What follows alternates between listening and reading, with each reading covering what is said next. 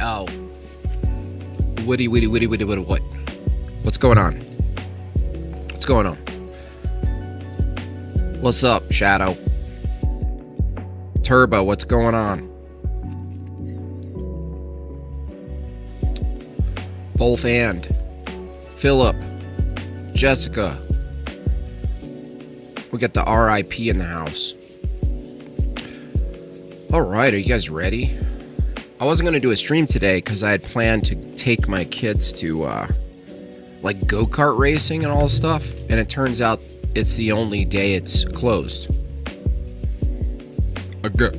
Hey!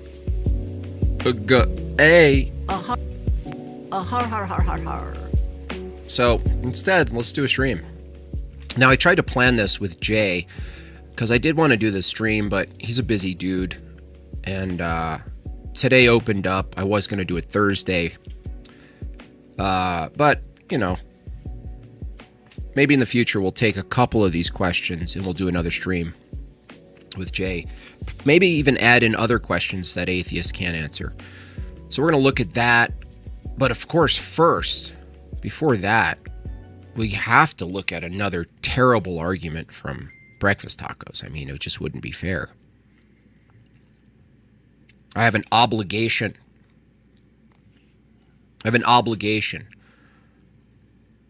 To constantly push back on any new atheist coming up the ladder.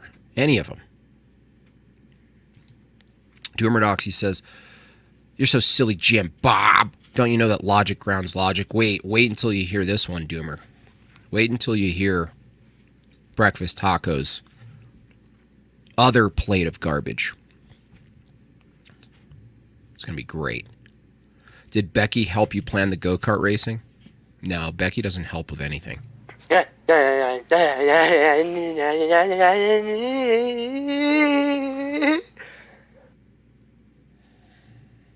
Okay, Becky. Extreme, maybe. I don't know. We'll see. We'll get into this. I guess we can just start, get going. Got 150 people here. So, before we go to the big video, we're going to go to the small video. The smaller guy, Breakfast Tacos. Now, his audience is not doing him any favors. It was good to see that even some of the atheists there were like, well, you're kind of interrupting them and not letting them cross-examine you. Which was obvious. But, this next argument is rather silly as well. Okay. So, you don't need to read the premises. I'll read them to you and he'll read them. And we'll go one by one, okay? Let's start with the beginning of it. He's trying to argue, again, this is what the naturalists are trying to do. They're trying to presup, they're trying to tag, they're trying to say that there is a necessary precondition for all things, and that necessary precondition for all things is just, in this case, the universal quantum field, which is hilarious. It's like, you can't even locate such a thing. Plus, you need time-space matter for there to be a universal quantum field. Logically, could there be time-space matter, hypothetically, without a universal quantum field? If the universal quantum field ends up being false, you still have time-space matter. So that's already a problem here, but let's just hear him out, okay? Let's just hear him out. Premise 1. A necessary being is something that exists by its own nature, is not dependent on anything else, exists in all possible worlds, and provides a complete and sufficient explanation for the universe. Premise 2. The universal quantum field is the necessary being because it exists by its own nature, is not dependent on anything else, exists in all possible worlds, and provides a complete and sufficient explanation for the universe without invoking unnecessary metaphysical speculation. Metaphysical speculation? Can you tell me how the quantum field accounts for everything in the universe if the universe includes metaphysics? Ruh-roh.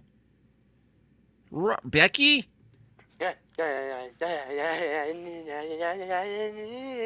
Oh, breakfast tacos. Oh, breakfast tacos. Okay. The universal quantum field is the necessary being. It's non-dependent? I'm sorry. Breakfast tacos, I know you won't answer these questions in a one-on-one, so I'll just do it and pretend I'm having a good faith conversation with you. Is the universal quantum field dependent on time, space, and matter?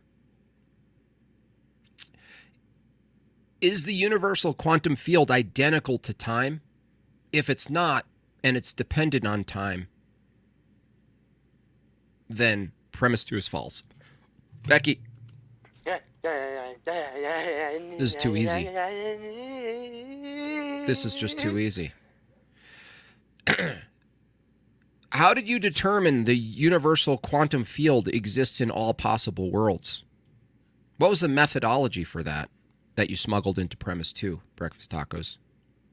I don't think you can tell me. And lastly, in premise 2, again, I have to reiterate, the universal quantum field provides a complete and sufficient explanation for the universe without evoking unnecessary metaphysical speculation. It sounds like that's unnecessary metaphysical speculation.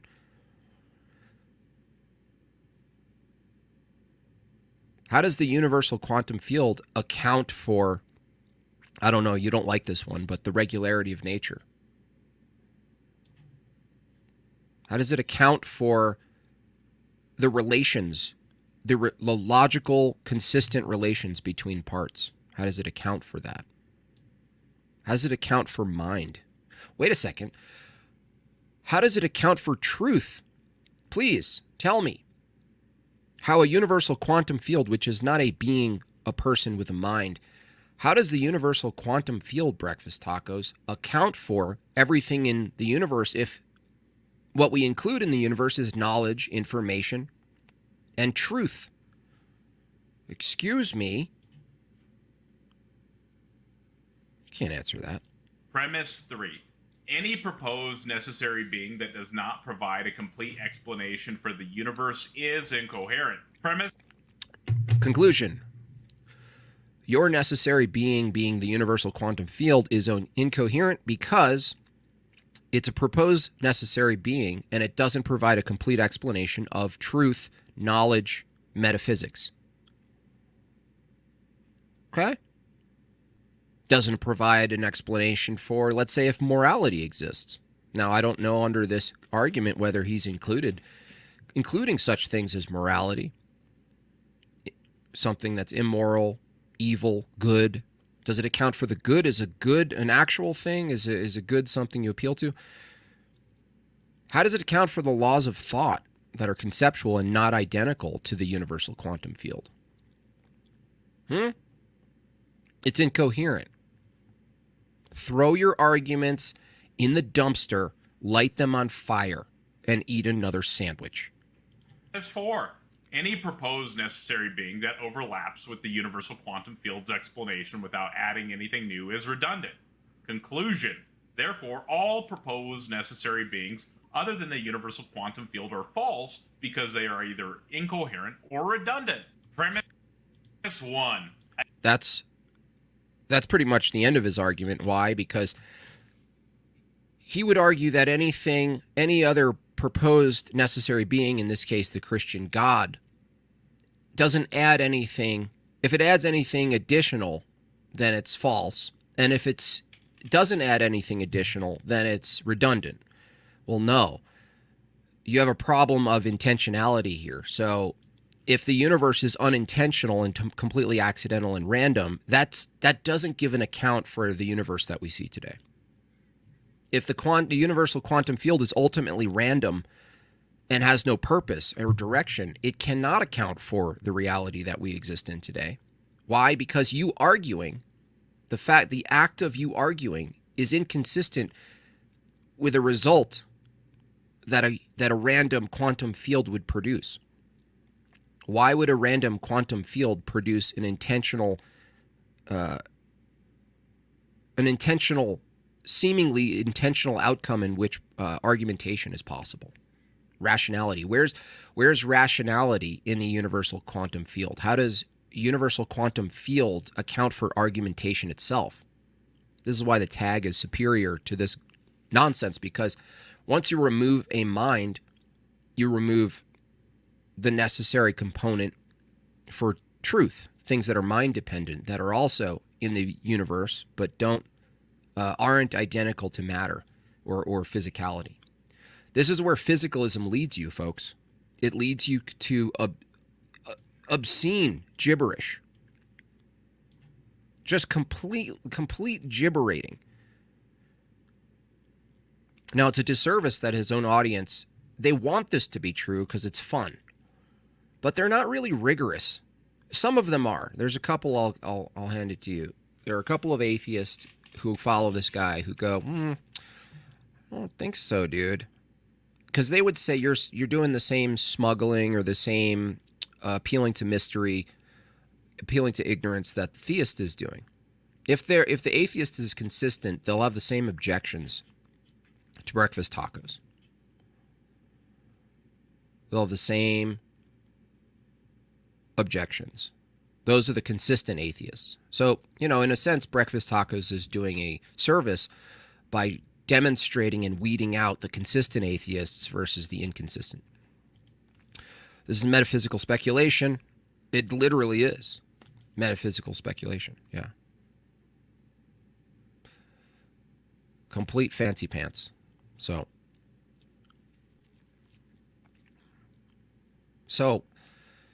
that's the end of another argument, unfortunately, from breakfast tacos, and it happened very quickly. Josiah, thank you so much for your 5 gifted memberships, and whoever got those, welcome.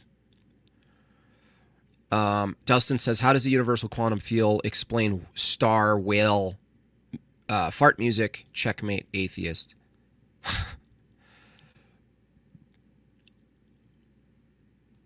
I did end breakfast tacos definitively. Yeah. Well, premise 3 disqualifies premise 2. Yeah, let's look at that again, just to reiterate it here. Any proposed necessary being that does not provide a complete explanation for the universe. Right. Premise 2, the universal quantum field is the necessary being because it exists its own nature, not dependent on anything else. Yes, it is. It's dependent on time. Time is not identical to the universal quantum field. Matter, relations. The universal quantum field, the way you're positing it, theoretically, by the way, requires that existence itself has some sort of nature to it.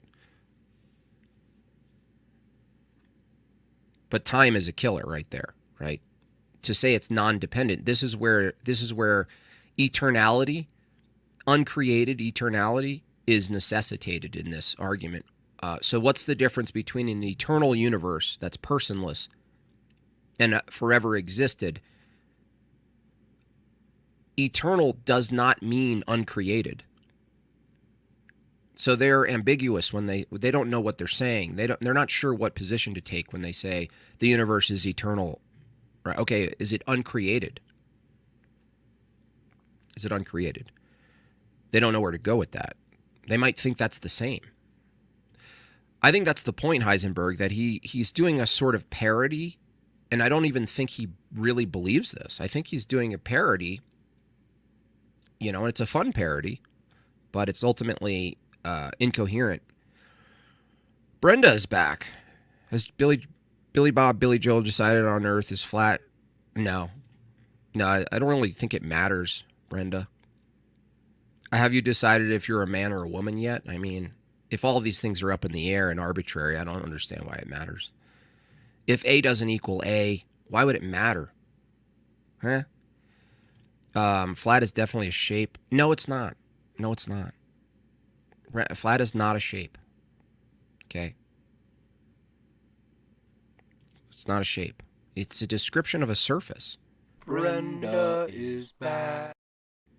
Now, I guess mathematically you can do like theoretical geometry and like imagine some sort of crazy plane that's the thinnest thing ever, and it itself is like the shape of a square or a circle or whatever you want from the top view, but then from the side view it's completely flat. But even that would have some sort of height dimension to the side, like the ridge. You know what I mean? It would have something, some other angle to it. So no, flat can't be a shape, you know?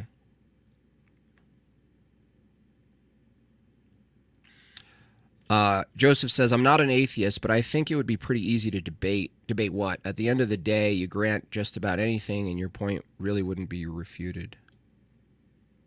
I'm not sure exactly what your... can your God change? No. The nature of God doesn't change.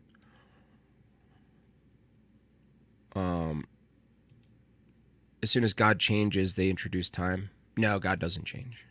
No. The creation of time, the temporal state that we exist in, from a Christian view, is not God changing. I don't know what you're talking about. But it's nice to see some of the common atheists here. So confused and dumb. I know, it's rough. It's rough. They got a long way to go, but they're here. Okay. So we got that under the belt. Breakfast tacos, another failed argument. You failed. You keep failing. I look at your arguments and I think, no f***ing duh, as to how easily they're refuted. And it's easy. It is easy. It's like getting on a bike. It's just like jumping on a bike, doing a little lap around the neighborhood, you know, kicking over a person in a scooter. Naked Big says, keep in mind that the name Iron Charioteer has another Bible verse taken out of context. No, Yahweh was not defeated by iron chariots. Yeah, I mean, that's why I don't get into hermeneutics. Not only is my study not sufficient, but even if it was, the only thing that's ever being debated when you get into that is someone taking their interpretation and then measuring up against the normative authority. That's all that's happening every time. And if the person wouldn't engage with the normative authority or reject it wholesale, it really doesn't matter from their view. It just doesn't matter. I butchered the word? No, I didn't. Hermeneutics. For those of you who not... The debate is today. Trump Vance. That's going to be interesting, I guess. I mean, there's going to be a whole shit ton of people who cover that. I won't be covering that. Maybe I'll get some clips or something. Hermeneutics. No, over on this channel, we forever use hermeneutics because that's what Owen Benjamin said. He didn't know. In a debate about Christianity and Scripture, he didn't know what hermeneutics was. So he said hermeneutics. He said hermeneutics. So it's forever hermeneutics and not hermeneutics. Hermeneutics. All right. Let's move over to this. Okay, popular channel. A couple of crumpet tea drinkers. Alex O'Connor, one of the most famous young atheists, and this other atheist, unsolicited advice, I don't know his name. They cover 9 questions that are proposed by theists in general that the atheists can't answer. And we're going to see if they can answer them. We'll see if they can honestly navigate them. I watched a little bit of this. I found that Alex O'Connor, even though he falls into some really bad reasoning a lot, that he does have like this open mind when he engages with people. He kind of like goes, well, let me think about that. And I do appreciate that. But ultimately, British people are unbearable. So I'm more watching it for this guy because he has a more refreshing approach, I think. This can be a sort of a facetious response. But so the first question is, I thought about this. Why is there something rather than nothing? I was thinking about this yesterday. And it's a question. It's a natural question to come up, to arise. It's something we think of when we're like 13. We look up at the stars and there's this moment, the first time a philosophical, a jarring question hits us in our youth. At least that's what I remember. Going, I was sitting with my friends going, what the hell? What the hell? What is this? What are we doing? What are we doing? Why is space so big? So, why is there something rather than nothing? Why? I thought about this, and let's say you came to some strange naturalistic conclusion of why there's something instead of something rather than nothing, something rather than nothing. Well, not that the naturalist could answer that, because it's endless regress. You'd always be going back in time to more matter, like Breakfast Tacos does. Stuff comes from stuff. But even if you granted it, even if you didn't argue that view, let's imagine that there was something and there was a decent reason mechanically why there's something. This doesn't answer another question. Because when you ask why is there something, if you answer it from a mechanical view, a mechanistic view, you have some sort of explanation or description of a process that then produced a new thing. Even if we granted that, which we wouldn't concede that because it's endless, it ends up in endless regress. But even if you granted it for a second, I thought yesterday, I was thinking about this, and I thought, wow, when you ask the question why, you're asking a teleological question, not just an explanatory question about mechanics. Because once you try to answer why is there something, you're also answering a question about the future of that something. So you're answering a question about the past of something, the presence of something, and the future of something.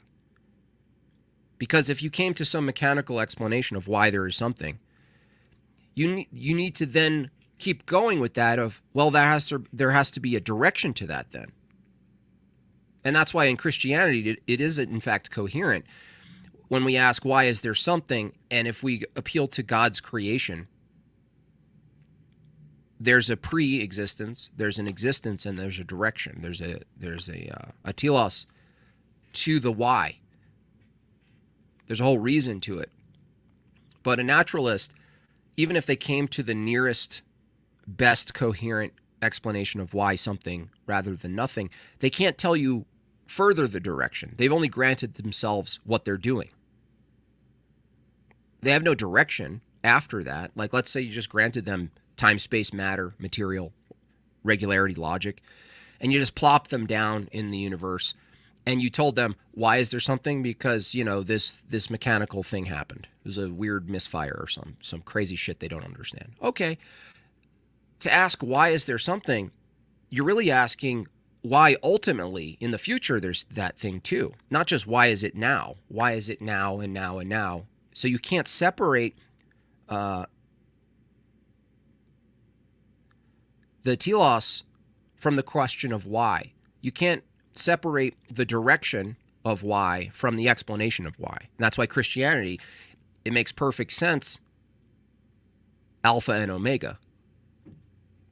It does make sense that you can't separate all of the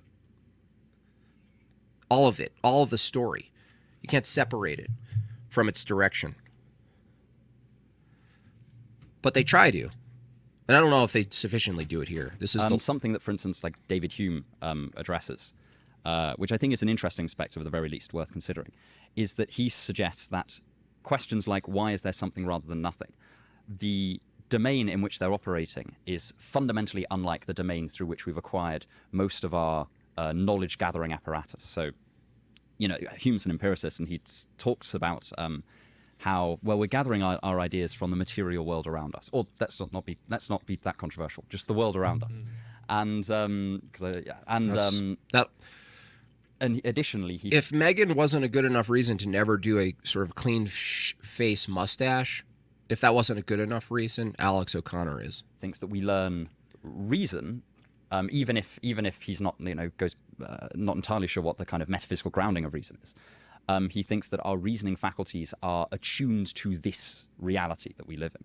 And so something that he brings up, which I think is very interesting, is the notion that questions like why is there something rather than nothing are, in principle, unanswerable.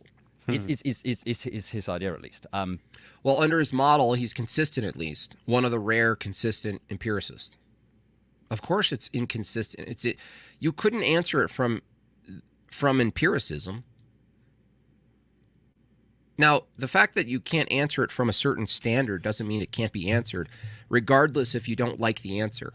So the statement that it can't be answered by anybody, which is what the conclusion they come to, is presupposing empiricism. They just don't like the answer.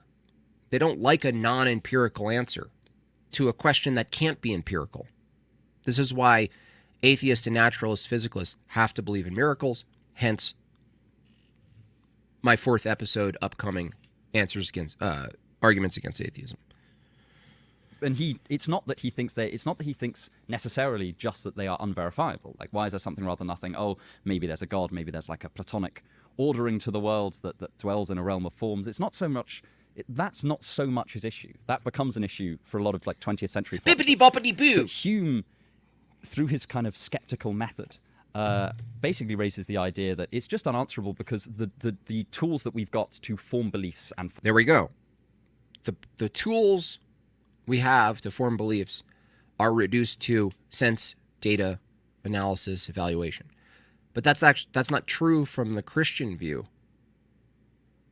Like, we accept logic and mind evaluation, and yet we don't verify mind evaluation through sense data. Like, we assume mind to do sense data stuff. There's no sense data called the mind that we're evaluating. There's no sense data attached to the laws of logic that are identical to the laws of logic that we empirically weigh and look at. Meaning, information, truth, none of these things are weighable, measurable. They're not as items in the world, and yet they're assumed when we talk about this stuff. So even if you granted some weird answer to why is there something and not nothing, you have a bigger question to ask anyway, even if you granted the something. Great, we'll grant you something. You shouldn't grant them something, but grant them something. Grant them the world as it is. Grant them regularity. They still can't answer why is there rationality and reasoning and not. You know what I mean? Why is there rationality and reasoning and not? By the way, they simultaneously exist from their view. There's a number of beings in their view that are rational and do reasoning and do metaphysics and do philosophy. They use the laws of logic and they do moral reasoning and they do debate and they do calculus and they do engineering. All of these things, you could just as well ask the atheist, why do we have that? Why is that a thing?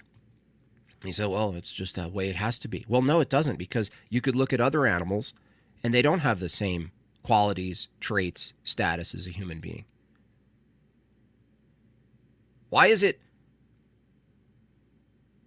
that humans, specifically, in their account of the universe, why is it that there's only one peculiar, known type of being in the known universe that has the capacity that we have? Why is that? You know, they grant themselves a whole other slew of things. It's basically special pleading.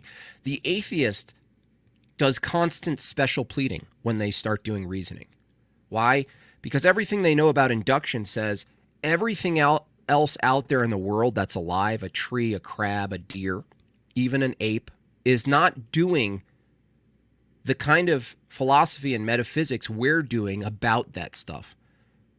It's the same reason they are special pleading when they talk about if they take a physicalist position and they say all other effects of physics out there are non-propositional. But there's this one that is truth-apt.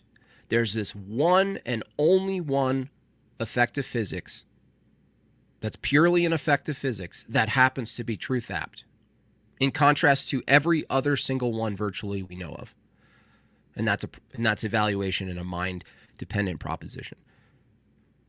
It's all special pleading. They're constantly special pleading. Form opinions and reason aren't suited to the domain in which that question needs to be answered. Which is sort of a cop-out answer, I suppose. Well, does it mean that the questioner is right, that this is a question that atheists can't answer? Hume would say it's a question that no one can answer. Yeah. Which I think may end up potentially becoming a bit of a theme. I disagree with that. Whether or not someone could answer it or like come to the full veracity of the answer from just pure rationality or empiricism is a different question of whether or not they can answer it and you don't like the answer. So the irony here is God done it. They always make fun of the theist. God done it is still a better answer. God done it is a better answer. It's a more coherent answer. If we're using coherency alone, God done it, coincidentally, is a better answer than accidentalism. It's more coherent. And as dumb as it sounds, I mean, it's almost like a fun troll. God done it is still more coherent than accidentalism.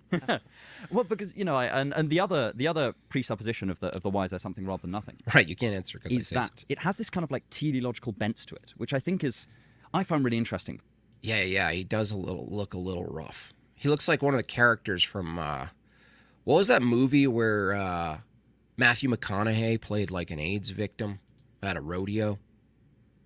He kind of looks like someone who didn't make the cut, but he was prepared at the audition. Because I think one of the presuppositional differences in almost temperament between a lot of atheists and a lot of theists is that I think that a lot of people, I think that a lot of theistic answers appeal to this like teleological instinct we have. Well, no, it's not just an instinct, a teleological instinct. It's that the teleological aspect needs to be embedded in the answer. I just explained this in the beginning. When you ask a why question, why does something exist and not exist?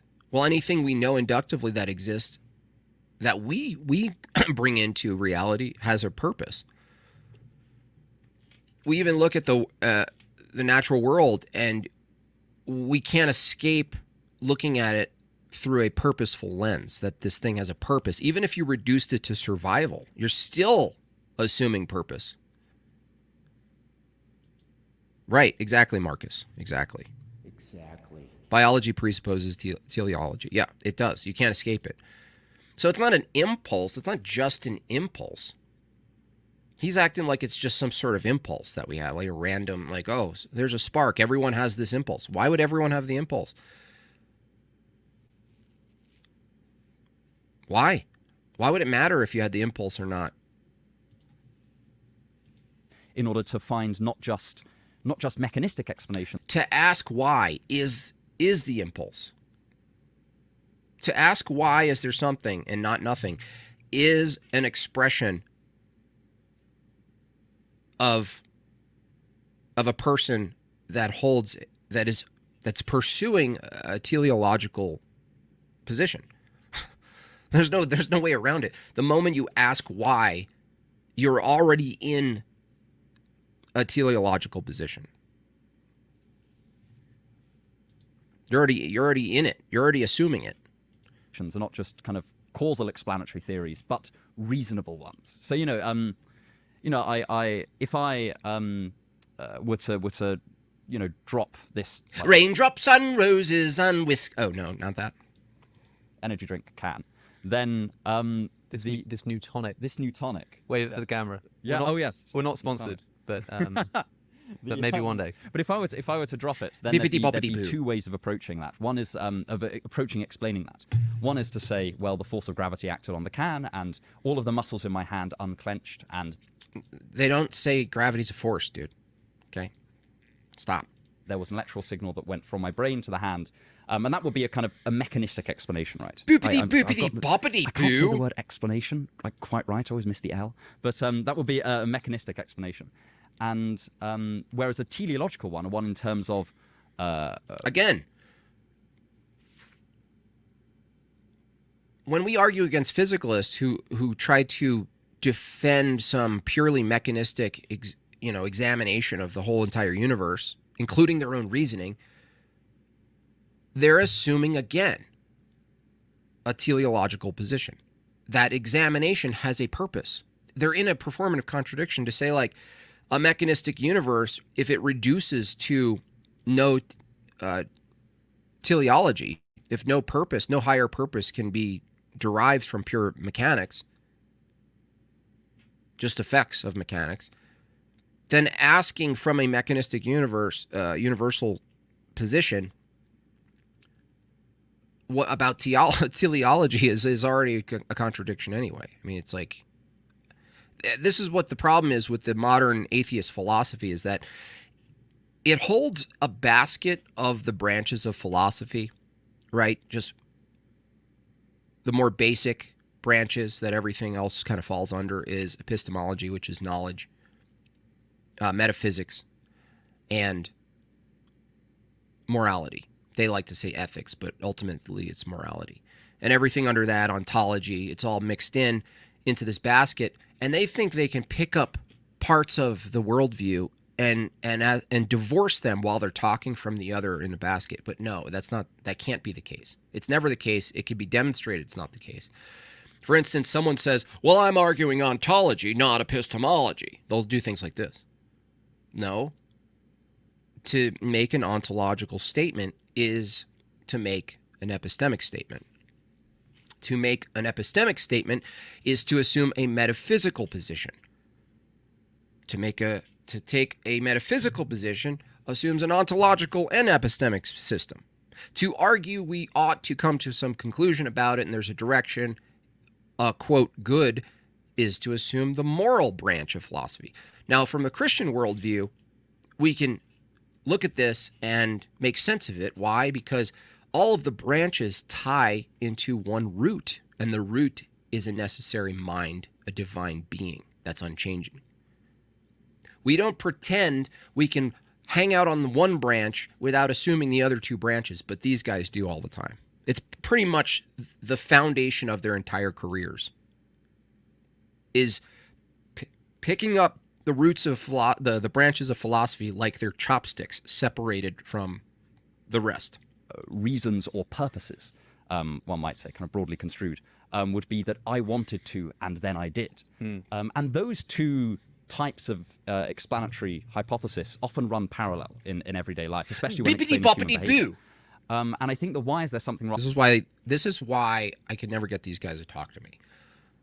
I'm such a arrogant child. I cannot listen to these people without going, skippity boppity boo! Eat a hard-boiled egg in a bowl with a tiny spoon. Rather than nothing. You know, one of the reasons I think that the kind of, oh, well, there was a Big Bang, or like stuff like that, or well, because, you know, we have this causal story that runs towards this. Okay, we're not talking about the same thing. Okay, let's skip. This is the large section. So let's go to the next section. Okay, the real question to Skibbity-boo, it's raining out. That starts with a why. I'm in England and it's raining and dark and dreary out. Is a question that atheists can't answer. Yeah. That is the word why, not the letter Y. Yes, yeah. That's fantastic. And again, I actually think that this ties in quite nicely to the thing we were talking about before about we do have this kind of crying out for teleology in our why questions, because there are two, like why is wonderfully ambiguous as a question in everyday life. When we ask why, we often we mean it in two ways. What's caused this to be the case, and what is the reason this is the case? Yeah, you can't separate the two. What caused it to be the case cannot be separated from the future reason to be the case. You can't ever separate it. It's never separated. But the atheist view, it is separated. It's not. It's irrelevant. It's irrelevant.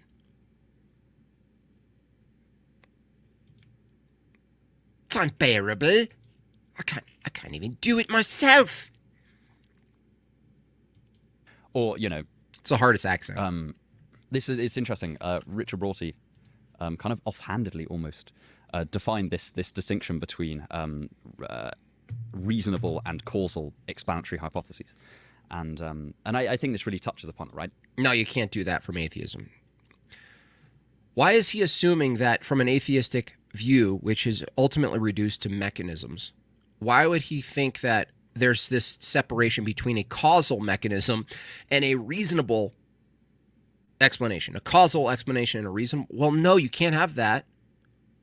You know why? Because under the atheistic view, your reason is caused. Your reason is caused. So he's trying to now smuggle in this distinction that you don't actually have, called there's reasoning, and it's separate from the mechanistic determined universe that we hold true.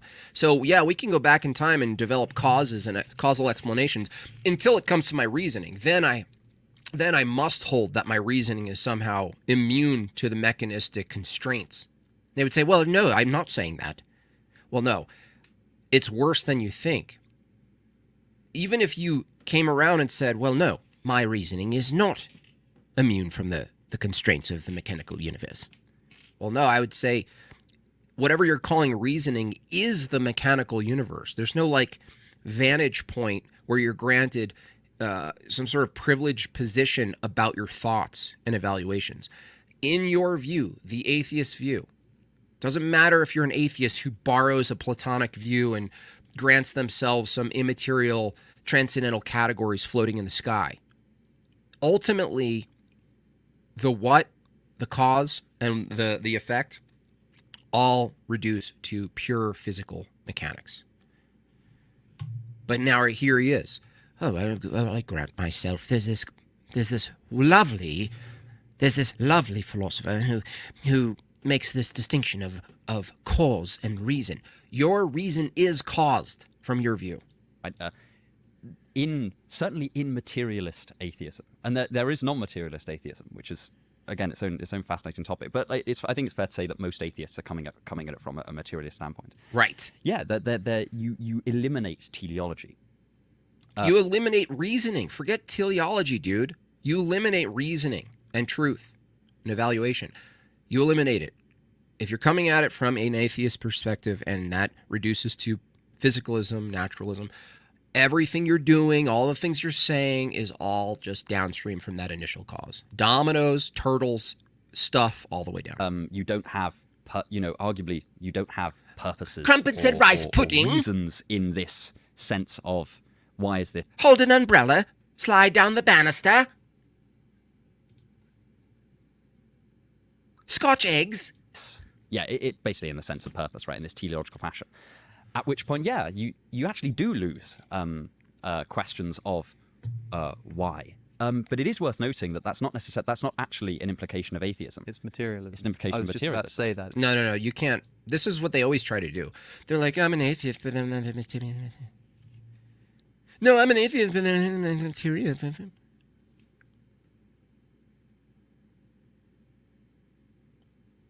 I haven't had one atheist who claims they're not a materialist able to defend how it is they deny materialism if they deny God. Not one. All they do is posit it. I just hold. Well, I'm an atheist. I just, I just come to the conclusion that God, I'm not, it's not a reasonable belief for me to hold that God exists. But it is. Even though I'm using empiricism to deny God, I'm using evidentialism to deny God's existence. But grant me mind, also something you can't verify through empiricism or evidentialism. Knowledge, truth, laws of thought, meaning, regularity of nature, none of which you can actually verify or justify, let's say. A bigger challenge. You can't justify any of it, yet you just hold it to be true. Your very standard that you use to reject God's existence is not used for the entire category of things that are outside your naturalistic paradigm. This is the Enlightenment bullshit that they've been trained in. Well, you don't need to justify. They're my axioms. They're my axioms. No, he hasn't addressed me. I'm small fish. You kidding me? You got to be like Ben Shapiro or Daily Wire to engage with this guy. It's not a problem for atheism because The real problem is when you reduce everything to the material, which I suppose all materialists are going to be atheists, but it doesn't mean that all atheists are going to be materialists. No. It does mean that. Now you think that. It sounds reasonable to say that, doesn't it? Well, logically, yeah, we could probably say, well, not, all materialists must be atheists, or all atheists will be materialists, but not all materialists will be atheists. That's not true. Now you think that's true, but you're just being lazy about it. No offense. You're just being lazy. All you have to do is push them. By the way, this still applies to spiritual, not religious. Still applies to spiritual, not religious. The spiritual, new age, not religious people, when you press them, they're like, no, I'm not a materialist. And you press them, and guess what they do? They reduce God to material, to energy, to frequencies, to stars, to feelings, to vibes, whatever it is. They are materialists, and so are the atheists. They are. You could be an atheist who believes that consciousness is immaterial or something, but you still don't believe in God. No, you can't justify that. We're not talking about beliefs. This is why Jay Dyer sighs so much in his engagements, is because they constantly conflate whether or not you can believe something and whether or not you can coherently defend it in your paradigm. So these people come to no, an atheist can believe in the mind and the consciousness is immaterial, so therefore they're not materialists. No, when you ask them to justify the consciousness, they will show up as materialist immediately. That's why justification is a good question. Not something you don't just grant an atheist axiomatically that consciousness is immaterial, even though we agree with that.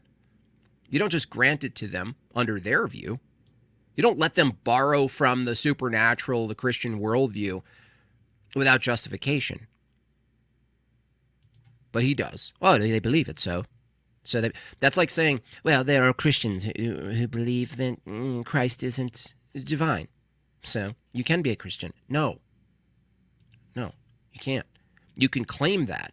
That's different. Like the problem I've always had with the example you gave earlier of there sort of being these two competing styles of explanation, it's something I hear commonly in religious discourse. Like, okay, let's go to the next one. Atheists ought Let's do is it. ought Yeah. is ought gap. Atheists cannot get an ought from an is. Well, to a certain extent, there's a strong argument to suggest that no one can get an ought from it. This is a fairly common. I've actually explored this, and even though it's a really good counter to someone who's committing the naturalistic fallacy or, like answers in atheism, saying morality is biological or whatever it is, I thought about this, and I still haven't fully exhausted it, and maybe you guys can give me feedback in the chat here. When they say there's the is-ought gap that famously has been put on the marquee of philosophy, Hume was like, am I getting throttled already? It removes the capability of saying we ought to come to truth, like the ought claim. We ought to come to truth. And I was thinking, well, if looking at the world as it is and describing the world as it is could never give you the ought to be question, which I agree with, there is one road that I've explored, whether or not this gets out of it, and I don't know that it does, but so you guys can tell me. But if it's the case, if the isness of reality is that there's not a single person who can demonstrate not valuing truth. Now, I'm not talking about someone who's incapacitated. I'm saying with their faculties intact. With their faculties intact. Is it the case that everybody who exists can't escape valuing truth? And you think, well, what's valuing truth? Like, you're consciously thinking, I value this claim, like this active, which it is active. I'm not talking about that. I'm more fundamentally, I'm talking about, can you even exist in the world? You wake up, You get out of bed. Just waking up and getting out of bed. It's impossible from my view to wake up and do the action of getting out of bed without even unknowingly or unconsciously valuing truth. What's the foundation? What is that you exist, that there's a bed, that you're trusting your senses, that your body is following the commands of your mind and your brain. You're already appealing to truth. You're already appealing to truth. So if the argument is, if it's the case that everybody who exists, who has their faculties, values truth and they can't not, then now you have an if. You have an if. If you value truth, then how can you escape the ought? I'm not sure how you can escape the ought of that. So if frame like this, if you value truth, then you ought to be consistent. I think most people agree with that. If you value, because there's an if, there's a conditional. If you value truth, you ought to be consistent. You ought to be coherent. Well, if it's the case that everybody who exists values truth, and you can't not value truth unless you're just brain dead, your faculties are gone. If it's the case that everybody who exists values truth, then everybody ought to be consistent.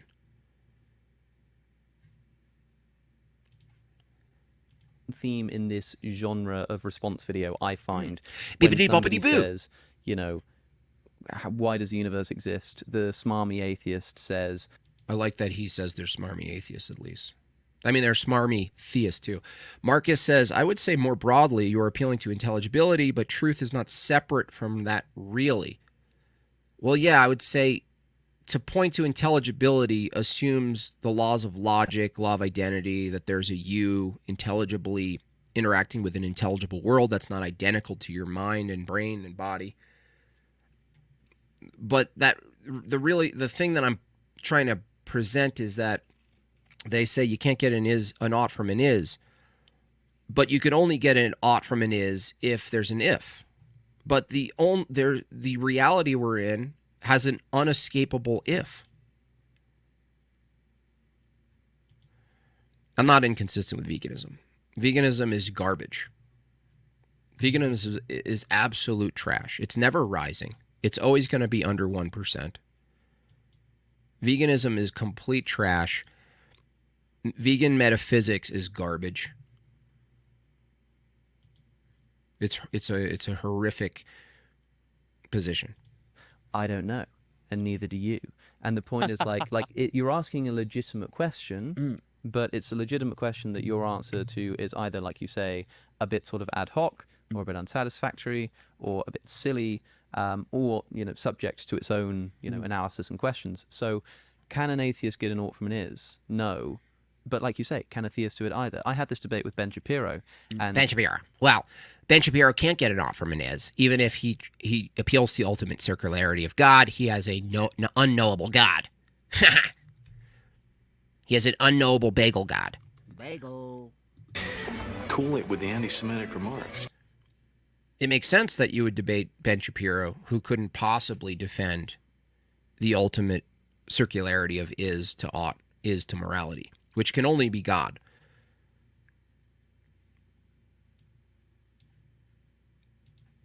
He can't do it. And I think I didn't express this particular point well enough on basically everything he was saying. Well, if you're an atheist, free will can't exist. If you're an atheist, there's no way to get ought. If you're and I was just sort of like, totally, you're right. But where the hell are you getting it from? What difference does it make if there's a God? And I think with the ought question, even if, just to be clear, there are sort of two questions here. I mean, the question I actually have written down is, or rather the subject, the statement, the question of why we ought to do anything aside from arbitrary. Whoa. I had no idea. Rachel, shout out to Rachel Wilson getting a question up on. I didn't see that, Rachel. Spotted in the wild. Nice. Alex O'Connor brings her question up. The question of why we ought to do anything aside from arbitrary preference, right? Preference. Right. And so there are sort of two questions hovering here. There's, can atheists have a concept of ought? And I think it's legitimate to maybe say that, you know, the concept of ought can only come from God. But if the question specifically is, can you get an ought from an is? Even God doesn't help you there. All God does is just gives you the ought to derive more oughts from. Yes, I mean, I think, well, yeah, and that makes sense, right? Because it's. Yeah, but here's my point is that when someone's arguing, they're already assuming an ought to be consistent by arguing the is-ought problem. So here they are debating the is-ought while assuming an oughtness toward consistency. This is where atheism breaks down. If it's unavoidable to argue without assuming an oughtness to consistency and some sort of direction toward truth, if it's unavoidable, the atheist doesn't have any reason to pursue truth, and the Christian does. The Christian does have a position that's coherent toward truth. Why pursue truth? This is why it falls apart. The same reason why atheists don't like to be precept or tagged is because what's in question is why you're even standing in front of me arguing. From your view, can you even justify coming to the debate arena, moving the needle toward truth?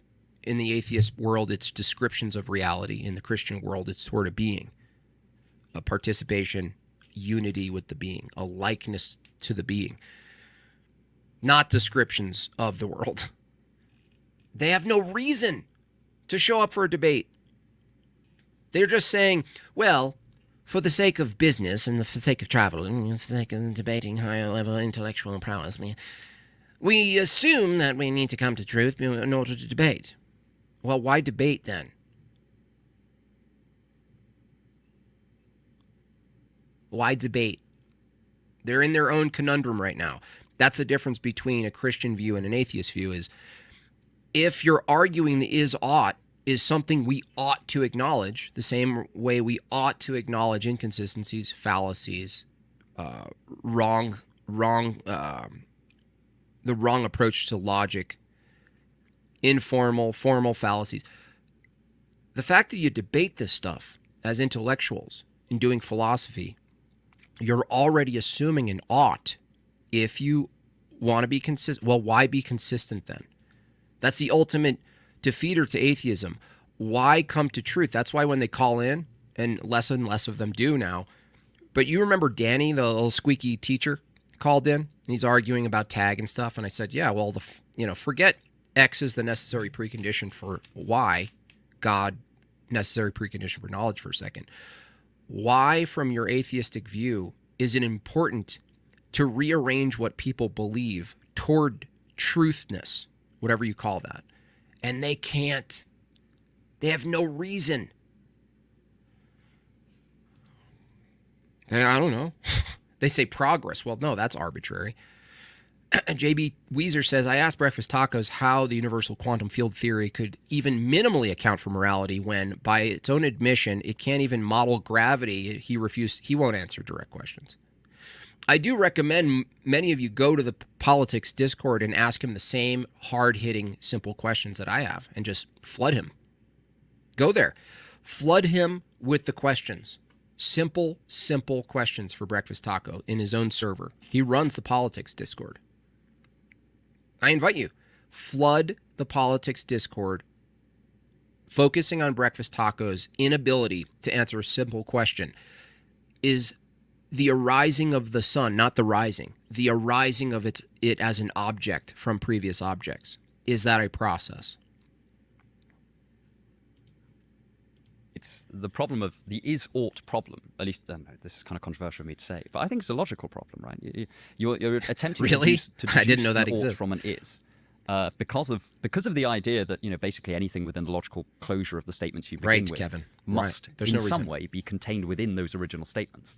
Otherwise we wouldn't be doing logic. We'd be doing something else. Or we wouldn't be doing deduction. We'd be doing something else. Imagine they both had those mustaches. This would be very uncomfortable. Would suggest that it is primarily it just is an intractable problem, right? You cannot get an ought from an is because if you could get deductively go from is to ought, then the ought must have been there originally. Well, here's a question that I spoke about on a recent Q&A.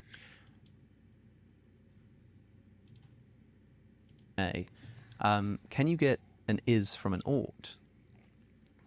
Because if you have an ought statement, like, you ought, like tidy the garden, then it does seem to contain within that the is statement that there is a garden. Even though it's like not really there explicitly, because the statement is just you ought to, tidy the garden. It seems like you can say, therefore, there is a garden. Yes, I think that... And if it were a logical problem, if it were like these are just two total... That's not deep. That's like saying, well, if I'm using words that refer to things we already assume exist, does an ought statement make a garden exist? No. You don't get the is from the ought statement.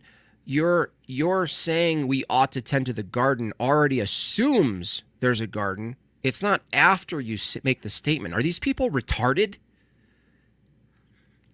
All caps breakfast tacos. You fell into my trap. No, you didn't. You didn't set a trap. You couldn't answer basic questions, breakfast taco. I already went over it, dude. Your premise 1 is everything we observe to exist arises from previous stuff. I asked you, does regularity in nature exist as a phenomenon? You have to say yes. If it's true that the regularity of nature exists and we observe it, then you have to say the regularity of nature arises from previous stuff, and you can't do that. It's the end of your argument, dude. That's why you fail to answer the question, because you know it is.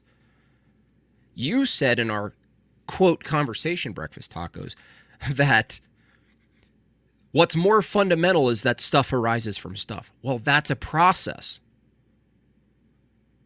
You said the stuff arising from stuff developed the regularity. That's what you said. Can you imagine that? You said the stuff arising from stuff developed the regularity. I'm sorry. The reason I asked breakfast tacos is if stuff arises from stuff is a process, which you failed to answer. The answer is yes, it's a process. That means stuff arises from stuff is regular. That means your statement, stuff arises from stuff, develops regularity. It requires regularity. You can't say develop anything without regularity. So it's the end of your argument. Some of the atheists following you know this. Most of them don't. But it's the end of your argument. Your premise is flawed. Premise 1 is flawed. Another problem is you're attempting to make an inductive argument about particulars, and your conclusion isn't about a particular. It's about a universal. Premise 1. Everything we see to exist arises from previous stuff. Premise 2, the universe exists. The universe isn't a particular. Therefore, the universe arises from previous stuff. That's your argument. That's your argument. The problem with your argument is when you make an inductive argument about the particulars in the world, you can only conclude about other particulars in the world. That's what an inductive argument would be. I see particulars in the world act like this. Here's a particular in the world. I'm going to assume it acts like that thing. That's an inductive argument. You can't say the particulars in the world act a certain way, therefore the whole acts the same way. That's a composition fallacy. So, again, you got your breakfast tacos got sent into the microwave by Mr. Jim Bob. I put it on high for 4 minutes, and now you just have leftover components. It's over. The fact that you failed to answer very basic cross-examination questions means that you're not confident in your argument. The fact that you yelled, talked over me, you basically rage quit. Rage quitting is this. You failed deliberately, avoided questions, and failed to answer questions. Simple as this. You couldn't answer whether the sun arising from previous stuff is itself a process. That's how simple the question was, dude. You demonstrated bad faith. Okay? totally separate logical categories, then it would seem like you wouldn't be able to go either way. Well, so as in the... Now back to this, just to show how stupid what Alex just said. And this is the problem with high-level philosophy. They assume each other are past stupid statements. That's not... None of us are past making stupid statements. None of us. But when you're higher-level philosophy, it's more likely that you're going to assume someone didn't make a stupid statement, but he did. And the stupid statement was, well, can't we get an is from an ought? So if I say we ought to tend to the garden, that doesn't necessitate a garden. That means the garden already existed as a referent. So no, the ought statement about the garden would still exist even if you didn't need to tend to the garden. So the ought statement didn't produce the is of the garden. The garden existed as a reference that you can say tend to the garden or not tend to the garden. You can say don't tend to the garden and the garden still exists. So that was really stupid.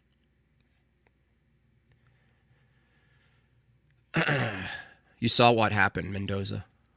You saw the absolute destruction of breakfast tacos.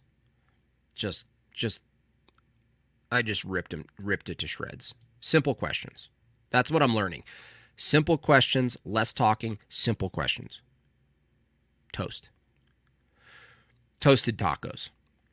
By the way, between the two of us, who did 4 to 5 consecutive Cope analysis streams of the conversation, me or you?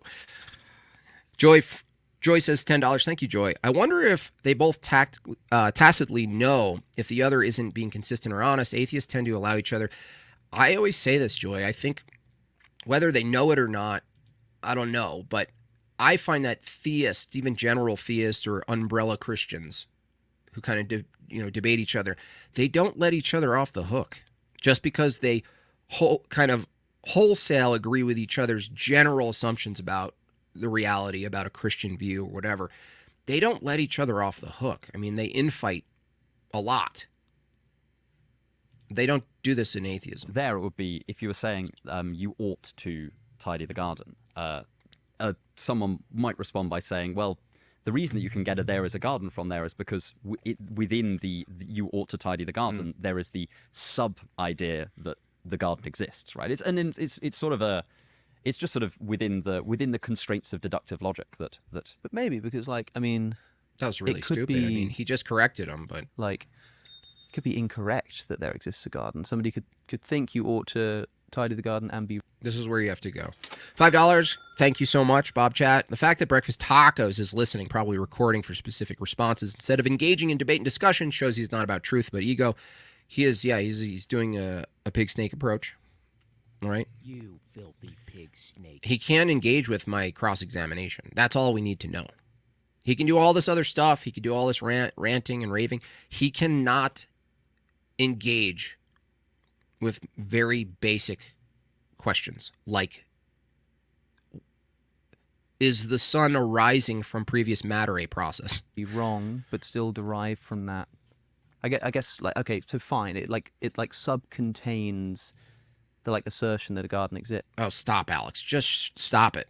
Alter Void, $5. Professor Tacos, tell him that the statement has changed to stuff evolves from previous stuff, right? Yeah. Well, he also changed his argument a little bit. But is there any way for somebody to say that some is statements sort of subcontain automatic oughts? Well, I think that is kind of what that is kind of a theist position, right? Because it is a position that if you're using God to solve morality, then that is part of your position, right? Because you're saying... Well, not just that. Using God is a better explanation for why we ought to pursue truthful beliefs or true statements about reality. The atheist has no reason. This whole thing, can an atheist get an off from is, explain divine senses, worked civilization, guide to truth, that might exist. I mean, their section in Trusting Human Rationality as a Guide to Truth might cover this. Where do the laws from logic come from? That's a good one. What's consciousness? Oh, great. We'll get to all these. One question that's brutal that you don't need any of these other questions for. So there's actually one question the atheist can't answer, that the fact that they can't answer this one question any other question in this video that's listed, it doesn't really matter. And the one question they can't answer that renders all the other questions in this video irrelevant or secondary at best is, why ought we come to truth? Why ought we pursue truth? This is a teleological question. Teleology and ontology it's the kryptonite. It's a kryptonite. No, some would say epistemology too, because the atheist has to take an autonomous approach. But ontologies, you couldn't even do epistemology without referring to the ontological status of things that aren't identical to nature, which is impossible from the atheist view too. But why should we pursue truth is the end game. It's what Bonson argued, but he argued when he debated from a materialist position that the consequence of strict materialism in a mechanistic universe produces an atheist that just shows up to the debate, but it's not really them debating, and there's no reason to debate. It's just that he can't help himself because there is no himself. There's just a meat sack. That's the end of the debate.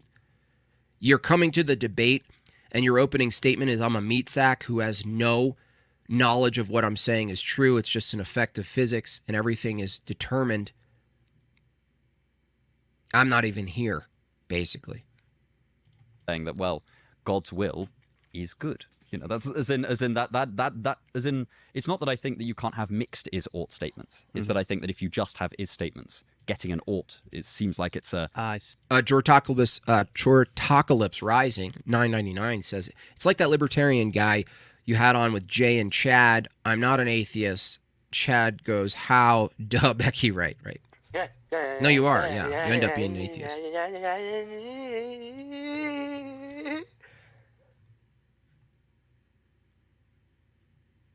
Did breakfast tacos also get roasted in the chat? Dude, we're not falling for your nonsense. It works on your dumb audience. It doesn't work on mine. My audience is smarter than yours. My audience is way smarter than yours. They saw the exchange. I don't need to, there's not even a need to do subsequent videos about it. They saw your inability to answer basic questions. It seems like a problem that strikes me as likely to be intractable. I'm not saying it definitely is. That could just be wrong. So maybe what theism does here is imparts certain is statements. Next question. How can you explain sensus divinitatis? Which I believe is a term coined by John Calvin to describe the sense of the divine. I'm not doing Here's that. another question. We're not going to engage with Calvinism. Provide me with a single civilization that has ever succeeded under an atheistic paradigm. Also, name me a civilization that has come into being without a preceding binding myth. So this practical question, This is a good question, and I don't know if they'll cover it, but, if you guys remember, Jay Dyer was on my Mixed Bag, and Derek from Myth Vision was on there, and it was pretty much a soft conversation, and then Jay came on, challenged him on his assumption of the past, and the definition of a myth, according to the atheists, ultimately will lead them to accepting that they have a myth position on the past and progress of the future. So they do engage with myth from their own by their own standards. They engage with myth. How does the atheist respond to the fact, implied in this question, that there's never been a successful atheistic paradigm, and that there's never been a this is successful big brain civilization time that for hasn't them. had some kind of mythological founding? Yeah. I suppose that obviously I'm not an anthropologist, so all of these answers are going to be terribly unreliable, and you shouldn't listen to me. But They are watching everybody. Oh no, they're not. The first thing I would point out here. I don't think tacos are. If you say we're having tacos for breakfast, the fact that you have to say we're having tacos for breakfast and it doesn't occur as redundant means it's not really in the realm of breakfast, Johnny. Now, is it awesome to have pizza for breakfast? And yeah. But when you have it, there's no family who wakes up and when they say, breakfast is ready, that there's not one or two people in the family who go, oh my gosh, tacos for breakfast? That reaction means that it's out of the ordinary. So They're not a breakfast food. That's why it's special to have them for breakfast. You know what I mean? Breakfast burrito, when you say a burrito, a breakfast burrito, now you've made the jump. But when you say a breakfast tacos, it's just not as assimilated. A breakfast burrito is very assimilated. A breakfast taco hasn't made the jump, hasn't done its full transition. You know, I'm not one of those people that, as long as you're sitting on something, it's a chair. Here is that this at least implies that, like, I mean, the way the questioner says, also name me a civilization that has come into being without a preceding binding myth. Well, grants preceding that it might not be true. Also, preceding. I think you may find the video Calvinism or Calvinislam interesting. That is interesting, because I always make that correlation. I'm sure I'm not the only one. It's interesting that, right? Because I suppose there might be a sort of chicken egg problem. Something interesting that Chicken or the egg? Oh, it's a hard-boiled egg in a little bowl. I eat with a tiny spoon. Tenublet for 4 months. Good Lord, these two remind me of the old C-SPAN panel where people just speak in monotone and it puts you to sleep. I'm sorry, we have to cover it. I agree, though. Altervoid, $5. I have a request. Can you slow down how fast you debunk breakfast tacos? I don't want to figure out a new topic for my super chats. That's funny. Breakfast tacos. Hey, breakfast tacos. I jumped on your panel. How about you come onto my channel now? Okay? I went to your little server. You owe me one. Get one of your people to come and defend your argument. Nietzsche's interesting observations is he thought that we often got causes and effects really confused. So, like, you know, again, come on to existential issues in a sec, but like I'm not going to cover this part. The question is, has there ever been an atheist civilization that really planted its feet and was long-lasting without some sort of mythos? I don't think there has been.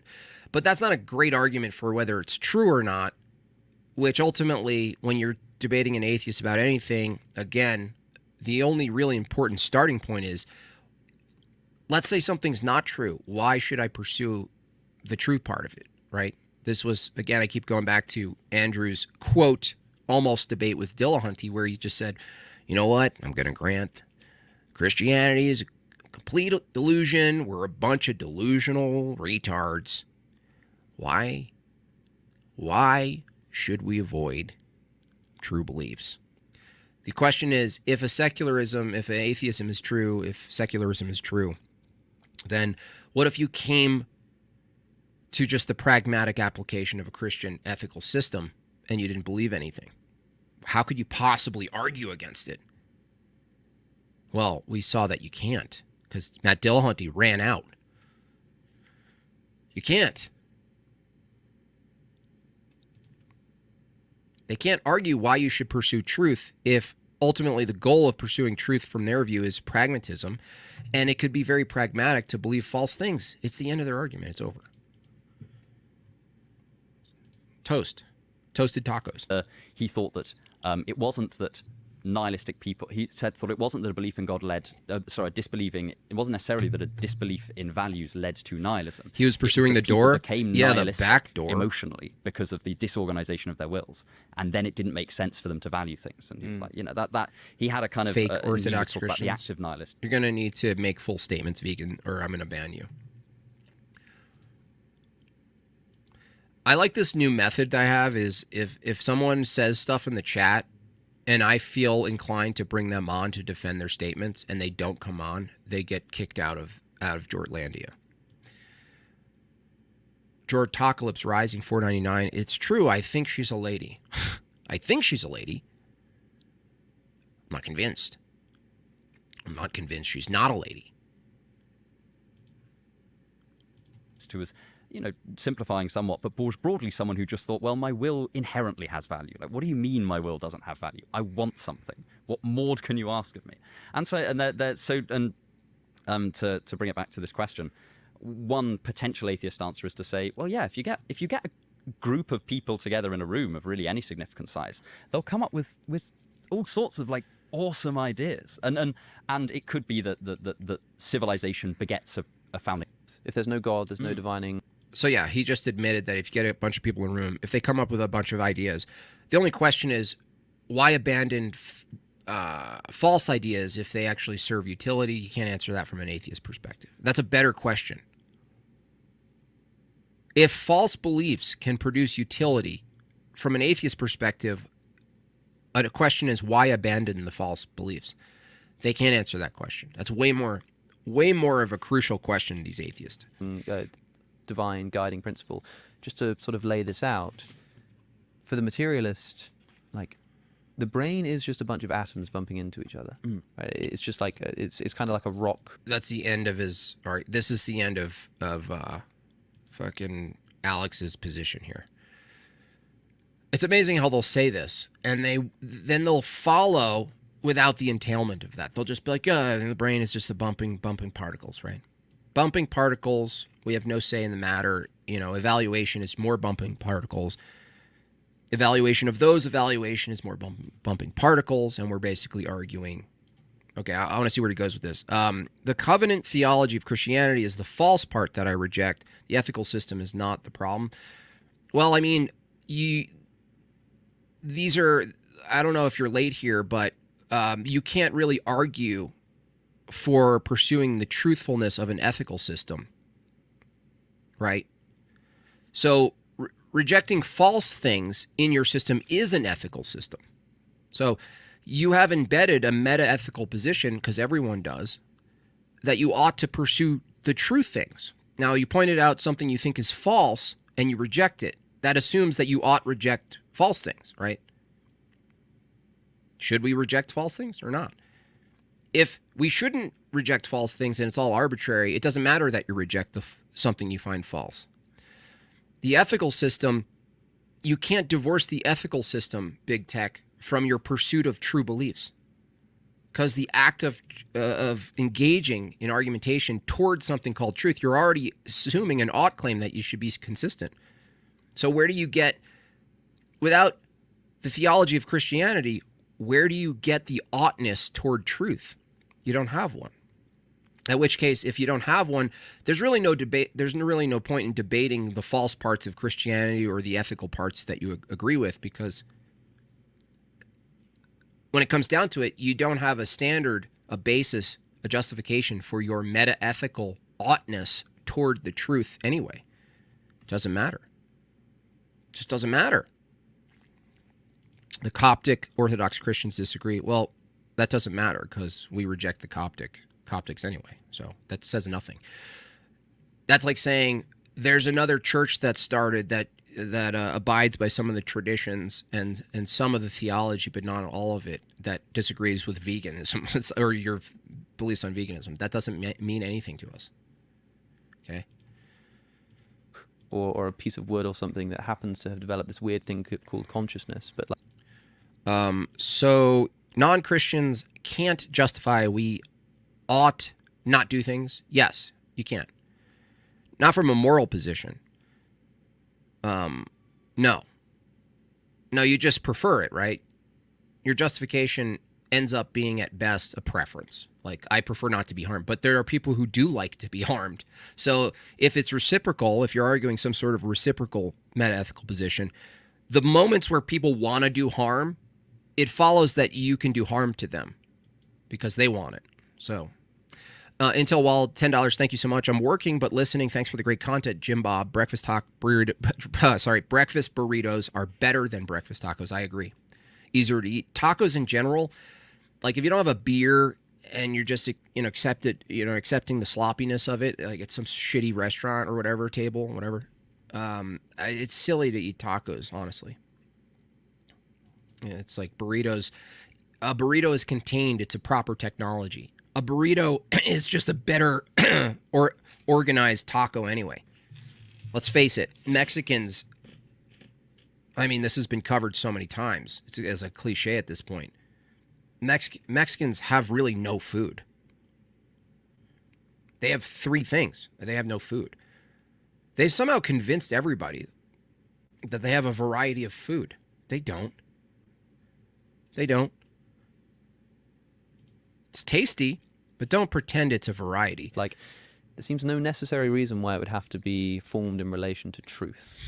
Like, we were just talking a moment ago about how it makes sense to believe certain things that are false because it's like beneficial for us. There we go. There we go. If it happened to be true that actually applied writ large to things like the laws of logic and mathematical truths, we'd literally be incapable of knowing. Because it might be the case that it's not that 2 + 2 = 4, it's that believing 2 + 2 = 4 is beneficial for my survival, and that's why my rationality... Now, this is parallel to Plantinga's argument, evolutionary argument against the truth, essentially, which is saying that evolution as a process doesn't pursue truths ultimately. It can come to, well, the truth about the external world and I'm going to survive. So there are some fundamental truths there that it does, from its paradigm, say, well, no, it has to come to the truth that there's a threat out in the world, right? If it's going to survive, it needs to determine threat. So that's true. That's a truth. But ultimately, like philosophical truths, it's not the ultimate goal. Survival is the goal. So if there was an event or a circumstance where believing something false, like paranoia in the jungle, did in fact keep you safe. Like, for instance, you thought there was a lion tracking you. That wasn't true. Or a panther tracking you through the jungle. It wasn't true. It turned out that it was something else that you were able to defend against, but your preparation was based on a lie. Something not true. Are you saying burritos evolved from tacos? I'm not actually sure what came first. That's a Chat GPT Mexican style. Thank you for the $5. Cringe veganism. I think cringe and veganism are redundant. Evolved to believe that kind of thing. And somebody will come along and say, yeah, but hold on, like, it just can't, like, my brain just can't conceive of the opposite. Like, we can know it to be true a priori. And I'm like, that's because that's how your brain evolved, right? There were people who believed that 2 + 2 is 5. Here's the problem with his view, which I use as a defeater to all of these people, which comes up a lot, came up with Big Tech and the other dude in the Spaces conversation. No, he's arguing whether or not believing the laws of thought, math being derivative of the laws of thought, right? The sister to the laws of logic in its expression would be math. No, we didn't develop to believe the laws of thought because under an evolutionary view, Alex O'Connor, the very process of evolution, if it produced a brain and rationality, needed to abide by those laws. And those laws are not found in nature, they're conceptual. So now you have a mind-dependent concept that has its own ontology before your own brain exists. He's acting like the laws of thought are identical to the descriptions that our brain in its development enabled us to discern. Well, no, if we're discerning something, that means it existed before we discerned it. We didn't discern it into existence. It's just that believing that was not beneficial to their survival, and so they died out, leaving only us. Now, people will want to say, like, this is stupid. What do you mean? The reason they died out, and the reason why believing 2 + 2 = 5 was not beneficial to their survival was because it's not true, right? Do you think designer argument refutes the non-smart atheists? Not necessarily, because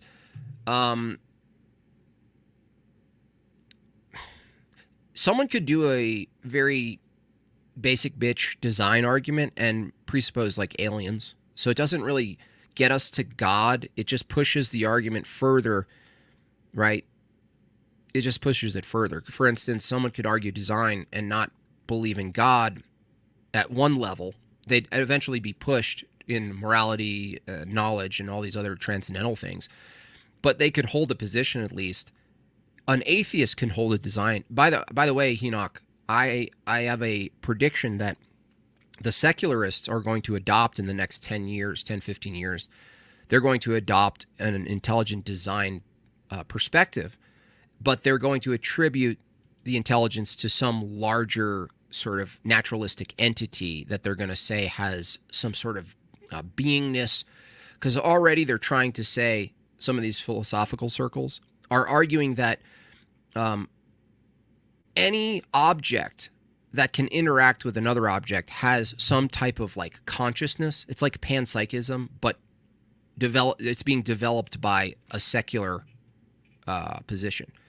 It's really wild. That's why neo-paganism, technological paganism, panpsychism, New Ageism is getting popularized because he can't avoid tying it to some mythos or some sort of larger paradigm that necessitates a greater mind, if that makes sense, or a greater, more complex set of operations, right? Because they hold that the brain is peculiar to all other objects because it's so complex.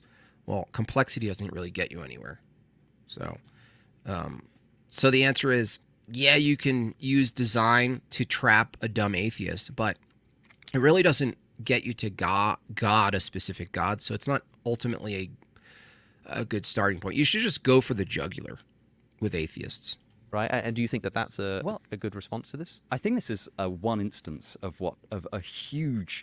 just a general problem of circular justification it makes sense in philosophy. And just, it makes sense. By the way, if they try to extrapolate evolution, which they don't even have abiogenesis covered, but they're already trying, Carpenter, to posit some sort of evolutionary theory applying to planets and the cosmos that's not identical to biology, but akin to it. So if you do that, what's the logical end? Well, if that's the case, you're going to take this approach that there was an initial organism, the same way you have to apply that to evolution. There's this initial, then the question of what's considered abiogenesis, but for the cosmos is going to be brought up. I mean, there's no escaping the endless regress of this stuff.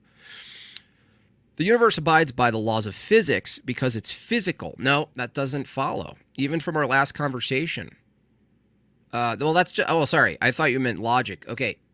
Laws of physics because it's physical. No, that doesn't follow.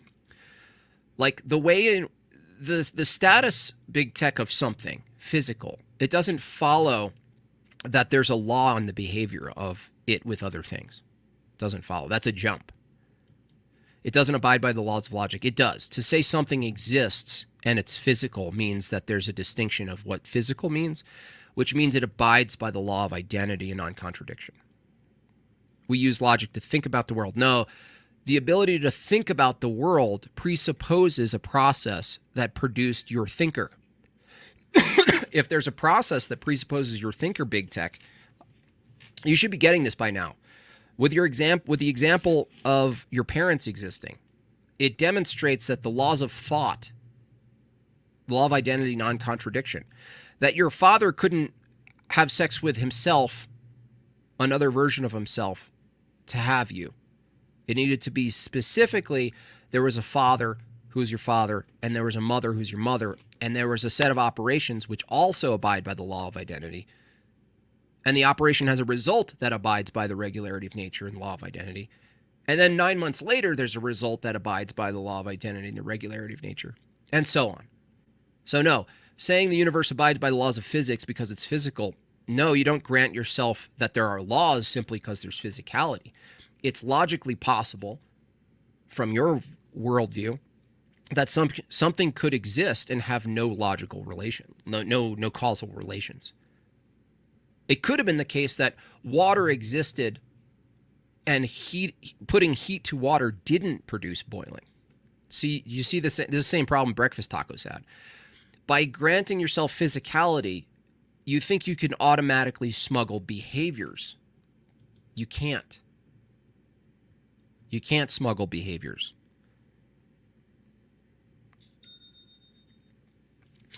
To say something exists is a thought. Yeah, it's a thought. That requires no. You don't understand. You're still not engaging with the defeater here. Okay, saying I'm confused doesn't engage with the defeater. It's clear who's confused here, and I don't need to say so. Okay, again, to say anything, to have a thought, big tech, to have a thought means there's a previous existence that existed before you were capable of having a thought. If there is a previous existence that occurred in a certain way for you to even exist. That means the law of identity existed before you had a thought. You were born as a baby before you had a thought. Now, I almost call you breakfast tacos. Listen to what you're saying, big tech. Is you existing as a 1-day-old baby, does that abide by the law of identity and the laws of thought? Even though you're not having a thought? No. The things existing outside of your thinking. Yeah, I just demonstrated that the law of identity, its ontology, precedes your thinking. What part don't you understand?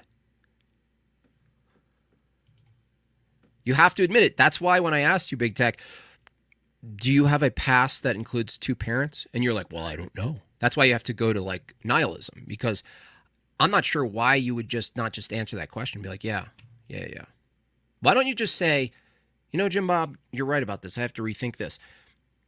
If there's a process that produces the capability for humans to think, if there's a process, the law of identity is upheld in that process. The process itself can't violate the law of identity. And you're like, no, I have to think it first. No. Law of identity equals the stuff is the same as other stuff? No. That's the opposite of law of identity. What are you talking about? I don't know if you're following this. You're not following this anymore. You're out of the conversation. Here you've got 2 claims. You've got one about epistemology and one about ontology. And effectively the question is, how are we going to get them to play nice together? And the trouble is, on the classic Aristotelian model of philosophy, you have a bunch of branches. By the way, the section is called Trusting Human Rationality as a Guide to Truth. It's perfectly parallel to the engagement I'm having with big tech right now. The outer branch of the tree, and you get to the middle, and it's metaphysics or ontology. It's like the stuff that is. This is why Descartes' Meditations on Metaphysics is called Meditations on First Philosophy. It's because metaphysics is the first philosophy.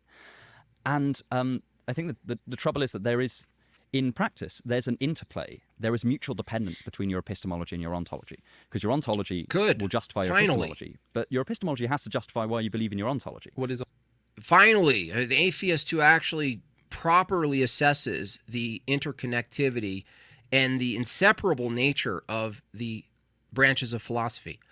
Now, I don't know if he's going to continue that to morality, but yeah, metaphysics, ontology, epistemology, you cannot talk about any of this stuff without assuming the other branches. Constantly, you're just it's like 3 circles, 3 spheres of influence that are always overlapping. You cannot separate them, ever.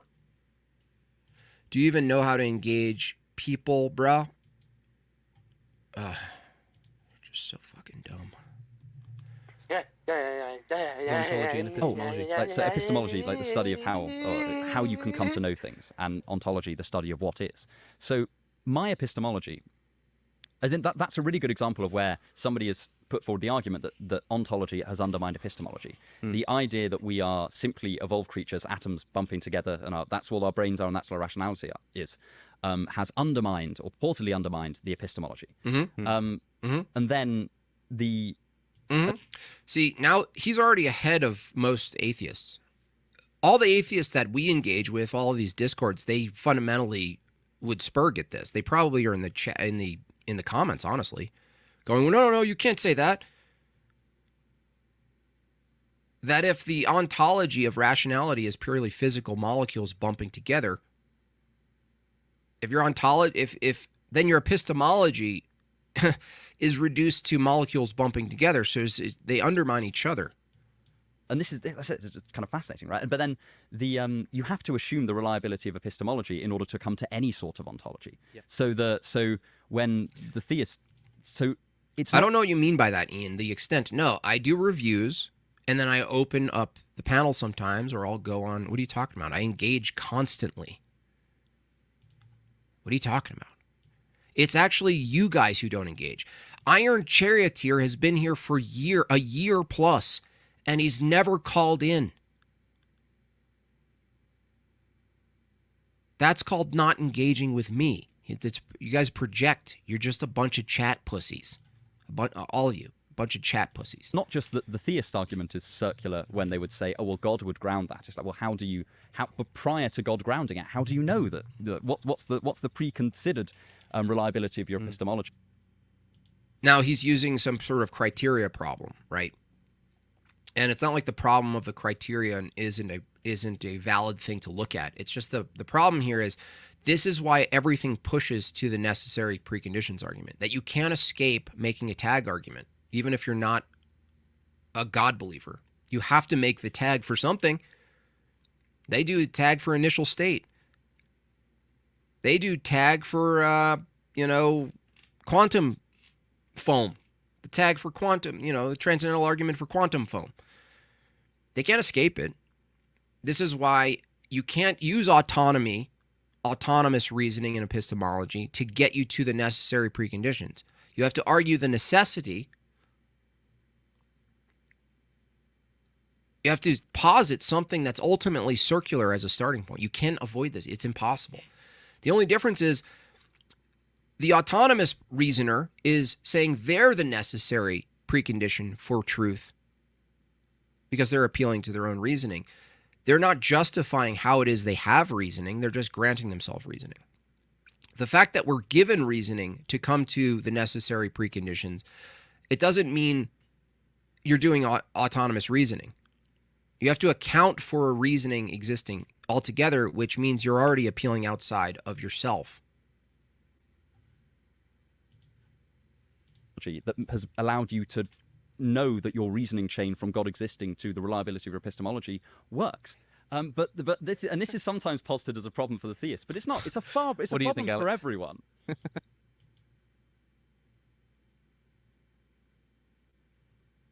We're just molecules, but also, the rational. But we're just molecules, but there's a we. We're just molecules, but there's an I. What? No. What is this I you're talking about? What? A conglomeration of particular items and patterns is the you? Rationality, certain molecules are rational and propositional and others aren't. That's why I love bringing up the waterfall. How is it the case that everything is fundamentally made of atoms and the mere organization, the difference in organization of those atoms can render one thing completely propositional and rational and the other thing not? It's insane. That's an insane fairy tale. That's crazy. That's magic, by the way. They're like, oh, the theist is using magical reasoning and thinking and magic. You have no distinction between what you call an arrangement of carbon and water called a human being and a lightning storm. And yet you grant yourself one having the ability to be rational and the other not. Wow.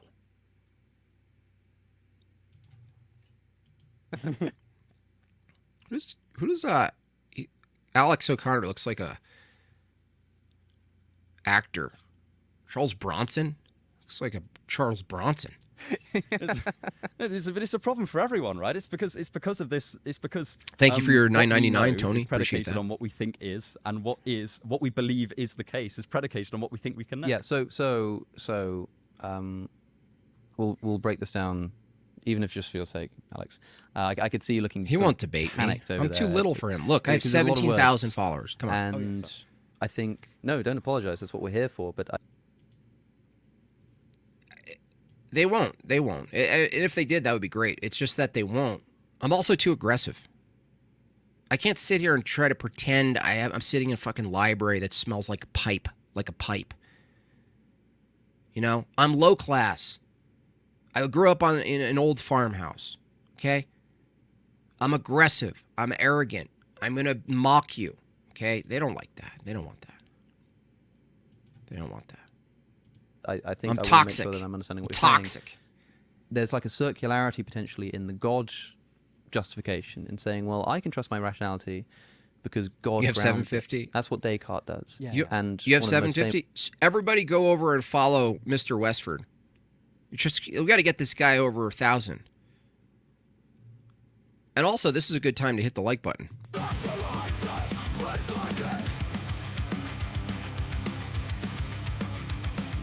Right, Alex Jones? Right? Am I right?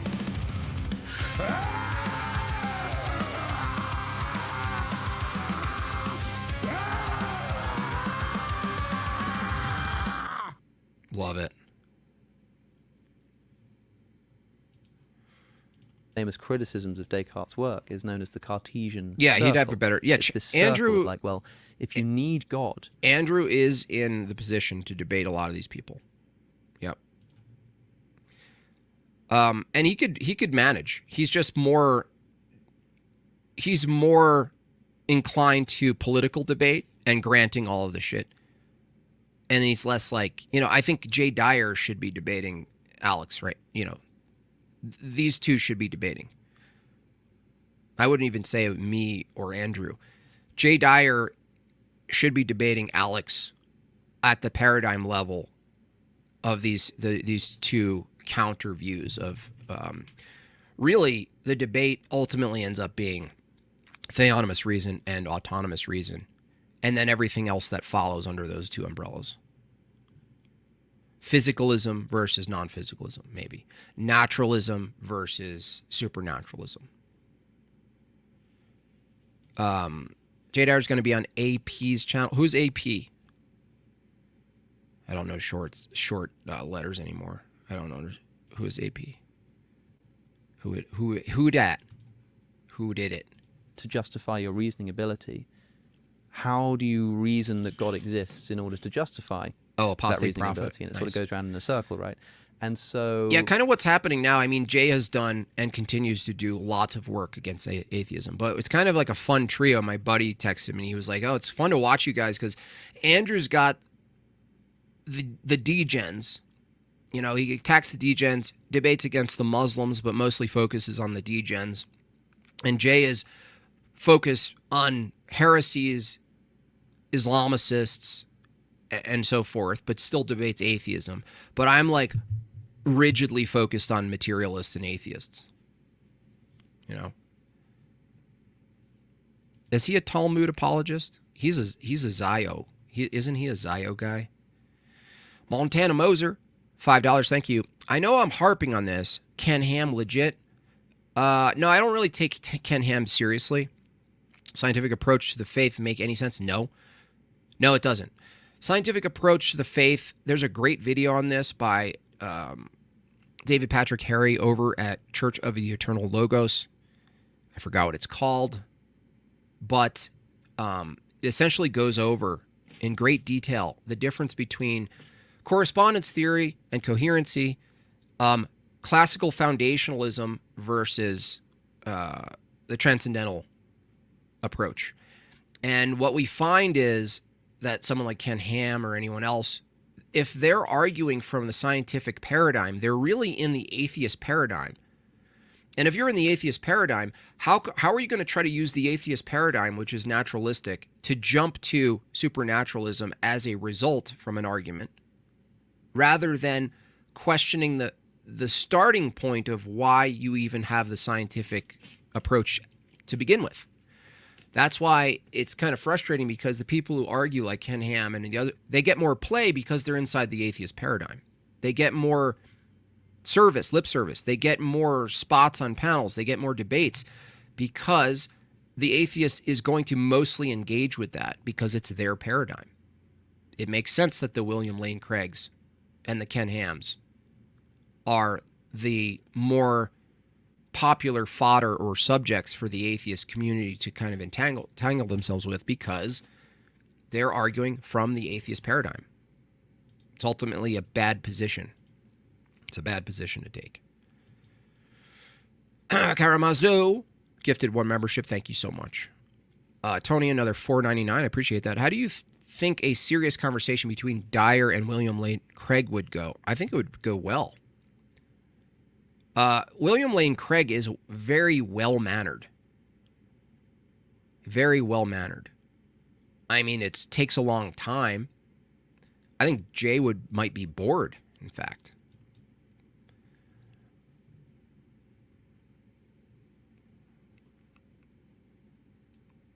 Moral duties.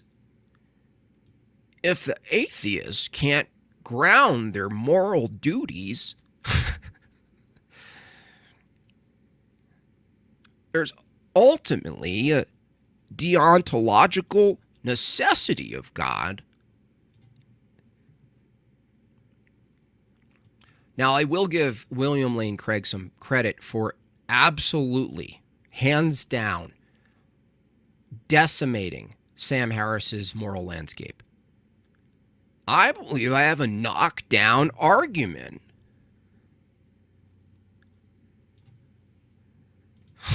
That's a good William Lane Craig. I never tried before. I just heard him in my head. If the highest peaks of well-being can be occupied by people who have done evil things. He's old now, though. He's old now. A little quiver. Yeah, he has a little quiver in his voice.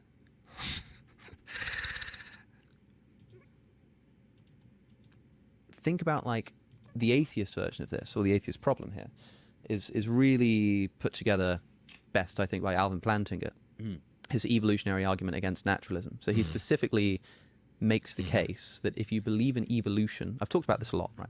If you believe in evolution and you're a materialist, assume you're a materialist, you believe in evolution by natural selection selects for survivability.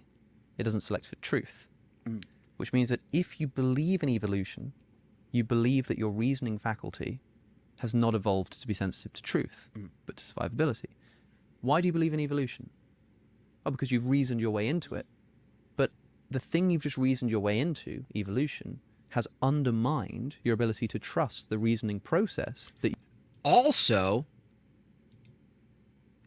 it results, almost universally, results in a secular view that at the point in time, they've used their reasoning to come to the conclusion to not reproduce. So even the aspect of evolution we called fitness, if Plantinga knew the future of the secular behavior we see today, which is ultimately don't have kids, pursue your own wants and desires without consequence, pursue convenience above all things, freedom above all things, and it resulted in what's also considered in evolution the purpose, the goal, the only goal they could actually say is survival, and survival can't be separated or divorced from reproduction. Survival and reproduction go hand in hand in evolution. And yet now the people who believe in evolution come to their reasoning, their apparatus, their rationality have led them to a position where they're annihilating their own DNA. That's wild. That's wild. The people who believe in evolution almost universally agree with a set of behaviors that ultimately remove them from the gene pool. That's like if God's not a comedian.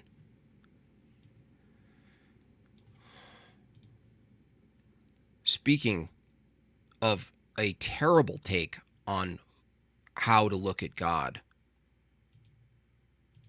boy, are you going to be... Yeah, we'll do that in a second. I'll do that in a second.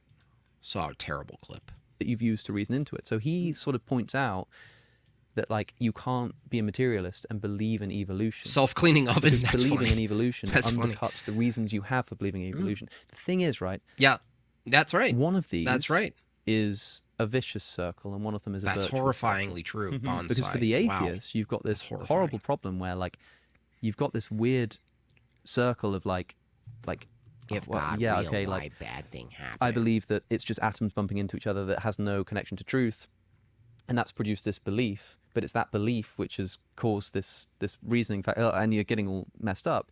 You know, the theist goes around in a circle, but they say, okay, sure, it's circular, but we all have to start somewhere, and everyone's circular in some degree. But my circle is one that says, well, God justifies reason because he's an agent who is, you know, the foundation of truth and gives us access to truth. Not just that. No, reason itself is a mind-oriented thing.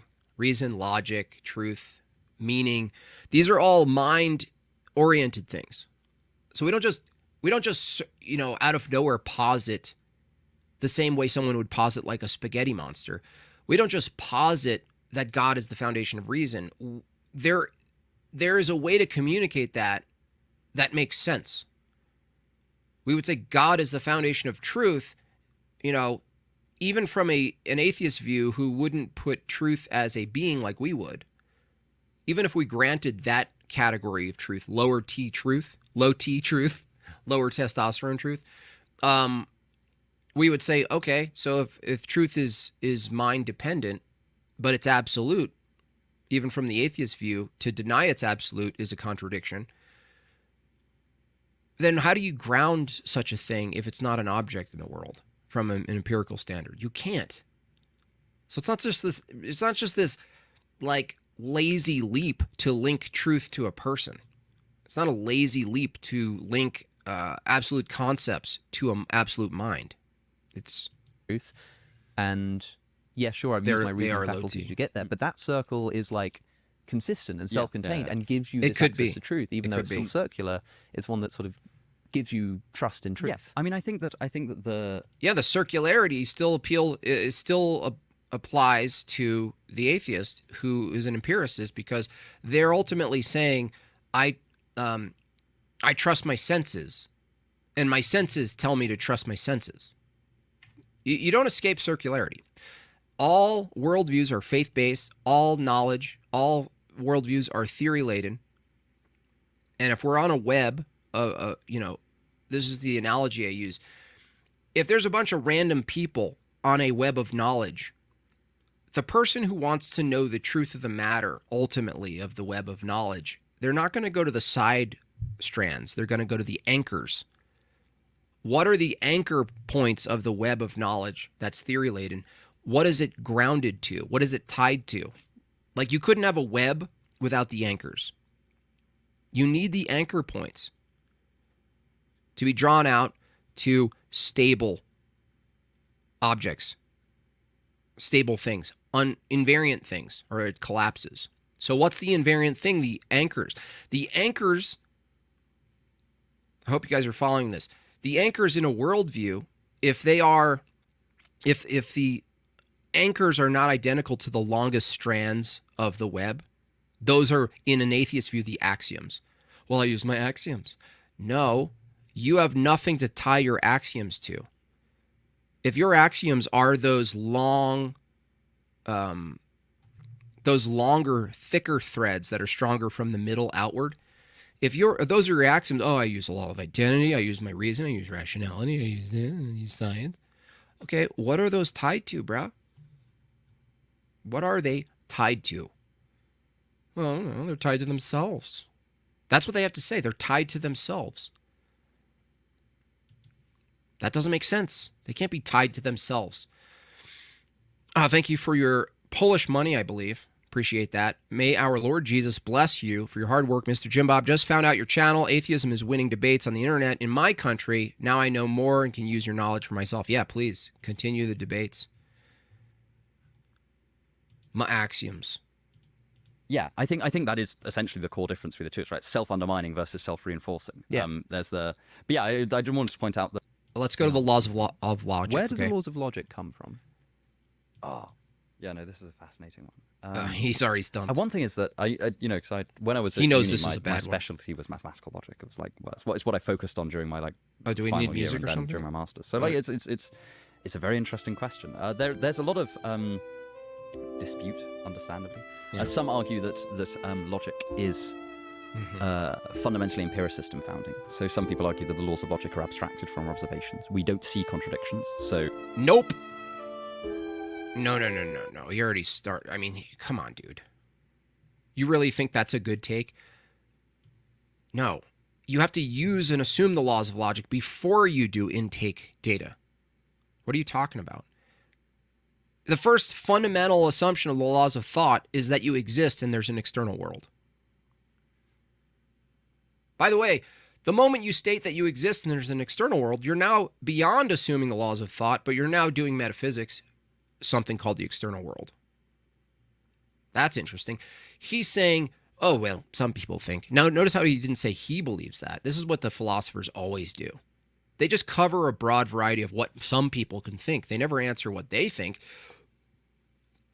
Some people think, he says, that the laws of thought are empirically derived. No, you can't derive anything in the external world without assuming the law of identity, that objects aren't identical to other objects. That's this sense of heat isn't the same as this sense of brightness.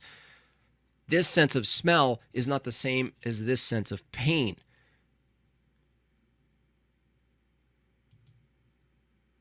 Why would he say something so obviously dumb?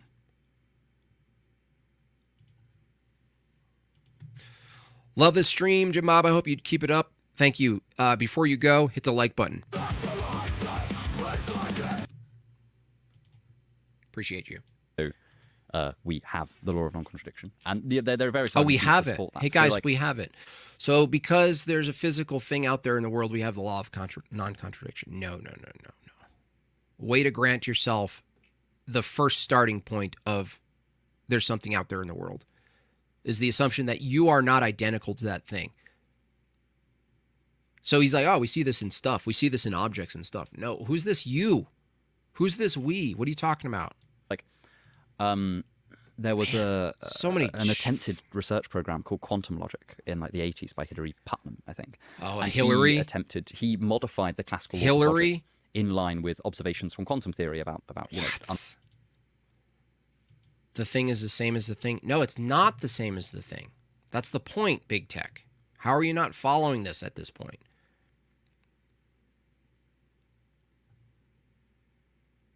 Your first fundamental assumption that you presuppose logic in is that you exist, that you have a mind, and there's an external world and other minds that are attached to other beings. That's the first assumption.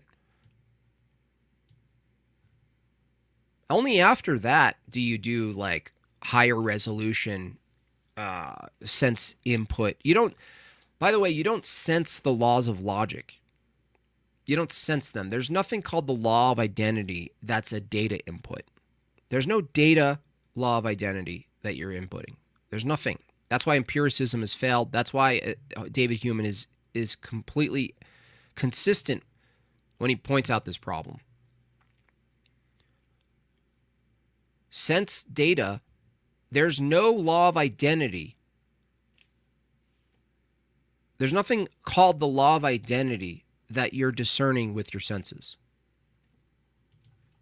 Yeah, the fact that we have it. Principles and stuff. I don't understand quantum physics in the slightest, so I'm going to tread very lightly here. By the way, even the law of identity, even the perception, another problem with the law of induction, right, is a different problem, but related to just assuming logic itself. The assumption of the regularity of nature and that logic is invariant and then the regularity maintains. Just because the law of identity and the law of regularity work together, or one upholds the other, or one governs the other, doesn't mean they're identical. It's not the same.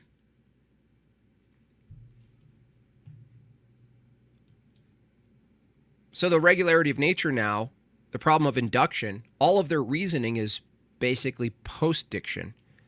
And to do post-diction rationality and reasoning is to assume the law of identity that you think you're experiencing actually maintains, and that your recollection of the past while you're doing some evaluation, you're actually evaluating properly. So there's a couple of things. There's the past that you don't have access to anymore, that through your sense data, the thing you're engaging with is no longer itself in a sense, right? That there's a past. This is why nominalism fails, is because under nominalism you reject universals have some sort of actual existence, and you're only engaging with particulars. But the moment you engage with particulars, the moment you're referencing those particulars, you're now referencing something not identical to the particulars. You're referencing your evaluation of the particulars. So there's no unity. There's nothing that ultimately unifies the particulars called your evaluations to the things you're evaluating. This is how insane you have to be some sort of a strict nominalist or Muslim. And he was basically saying, well, actually, imagine that his general argument was right. Imagine that you couldn't know position and velocity in like general life. Well, we would modify the laws of logic to reflect that, right? You wouldn't be able to, if you knew the, you wouldn't be able to distribute certain properties, for instance, and stuff like that. So he's saying, okay, well, the laws of logic are prescriptive recommendations from, I don't know if they're recommendations. You know why? Because to make a recommendation, you have to already presuppose logic. So they're laws of thought because you can't abandon them to think. Now, whether or not we can jump to a metaethical position of prescription versus description is something interesting, because why ought we properly describe something is an ought. So if someone says, these things are descriptive, like the atheist says, well, no, the laws of logic, Jim Bob, you're making them, seemingly it seems like you're trying to give them some sort of ontology that exists outside of our brain. Well, yeah, I do, and you do too. And they go, well, no, they're just descriptions. Well, the debate of whether they're prescriptive or, I think you can jump to how the laws of thought leads immediately to a prescriptive position, which is to say, why ought we be consistent? Why ought we come to truth? But the atheists would push back on that anyway. They would say, no, they're descriptive. Yeah, definitely, Jay. Absolutely. I don't know if you caught any of this, but that would be great to jump on, dude. Save me from myself. So he probably won't answer where they come from. He's going to try to do some sort of describe them into reality and their necessary ways of looking at things because stuff exists. Well, no, stuff existing is not identical to the law it follows. We would modify the laws of logic in accordance with that. So No. Whether or What not, did he just say? Wait, hold on a second. We would modify the laws of logic. I don't know where they get off saying stuff like this. I don't know what it is that they're learning where they're not catching themselves in this statement. Maybe it's because I'm novice that I catch this stuff, and they're all in their, they are all in these like well-dressed stuff, and they have so many books and stuff. To say you could modify the laws of thought, let's take the three classical laws, law of identity, non-contradiction, excluded middle. To say you could modify them appeals to those things. The act of doing a modification is the act of engaging with non-contradiction or excluded middle. He's like, well, if reality is a certain way, we would modify the law of identity. No. The act of modifying, quote, this process that you have access to, well, just modify it. No. That's like someone saying we created the laws of thought. You can't create without appealing to those things. You can't do that. You're using the thing that you're saying you could modify. This is, I just don't know how they got to this point. Jay, I don't know if you missed it, I put it in the general chat, the link, whenever you want. Want to modify logic because of observations in quantum mechanics. No, even quantum mechanics, even if they run unbridled into quantum mechanic world where one particle is the same as another, but they're in two spots, even that appeals to the law of identity. You couldn't even say that there's a particle called itself and there's another one in a different spot is the same as that. Even your mind being blown at theoretically that being a thing, even if you granted that a thing, you still need to know that this particle is this particle. They have an identity. All you're really saying is that they exist in two spots. That's just some theoretical consequence of looking at the results of the experiment. Even if you granted it, that doesn't collapse the law of identity. That actually affirms the law of identity.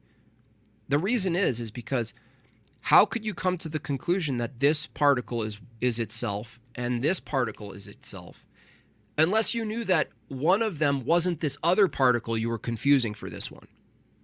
You're actually affirming the law of identity. You're not changing the rules. You're not changing them at all.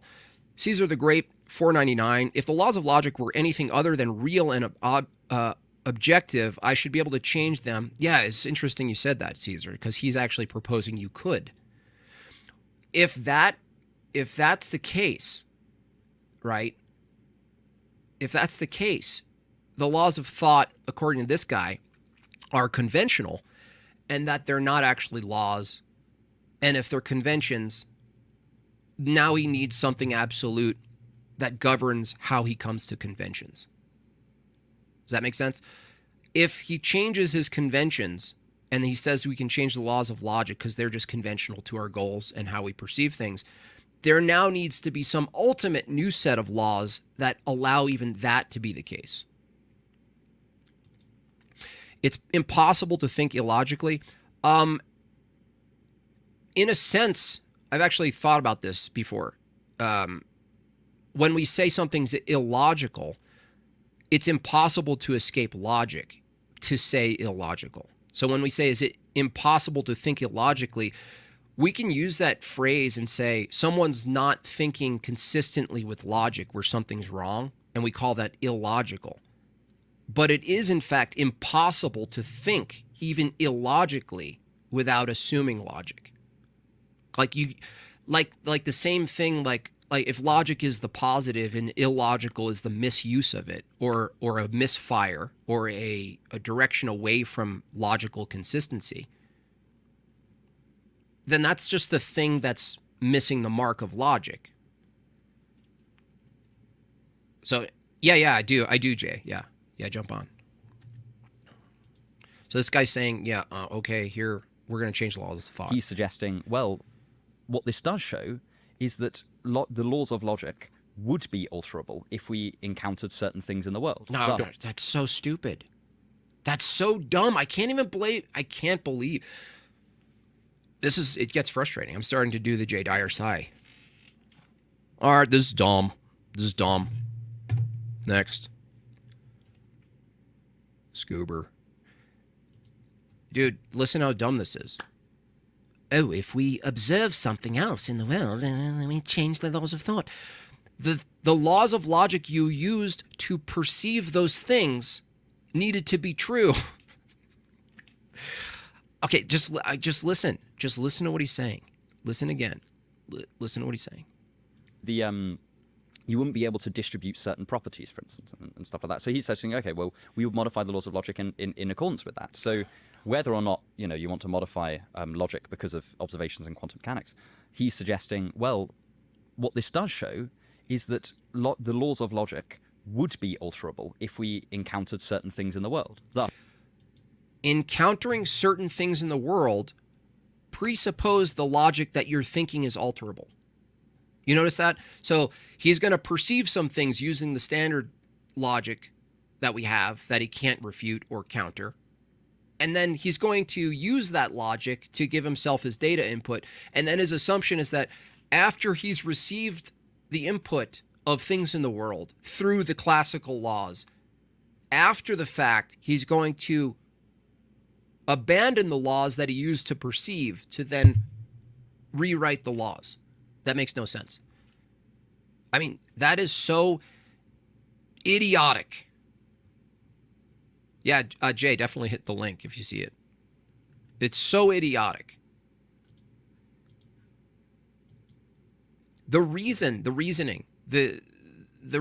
you would have to change the laws of thought in this case would be based on the laws of thought you're trying to change being intact and reliable. This is how mind-numbingly dense you have to be at this point. It's insane to say this. And the mustache guys, hey, well, that's interesting. Let's philosophize more than that. This is why it's so frustrating. It's so frustrating because there are these two like philosopher guys that are not. Wait a second, that doesn't make any sense.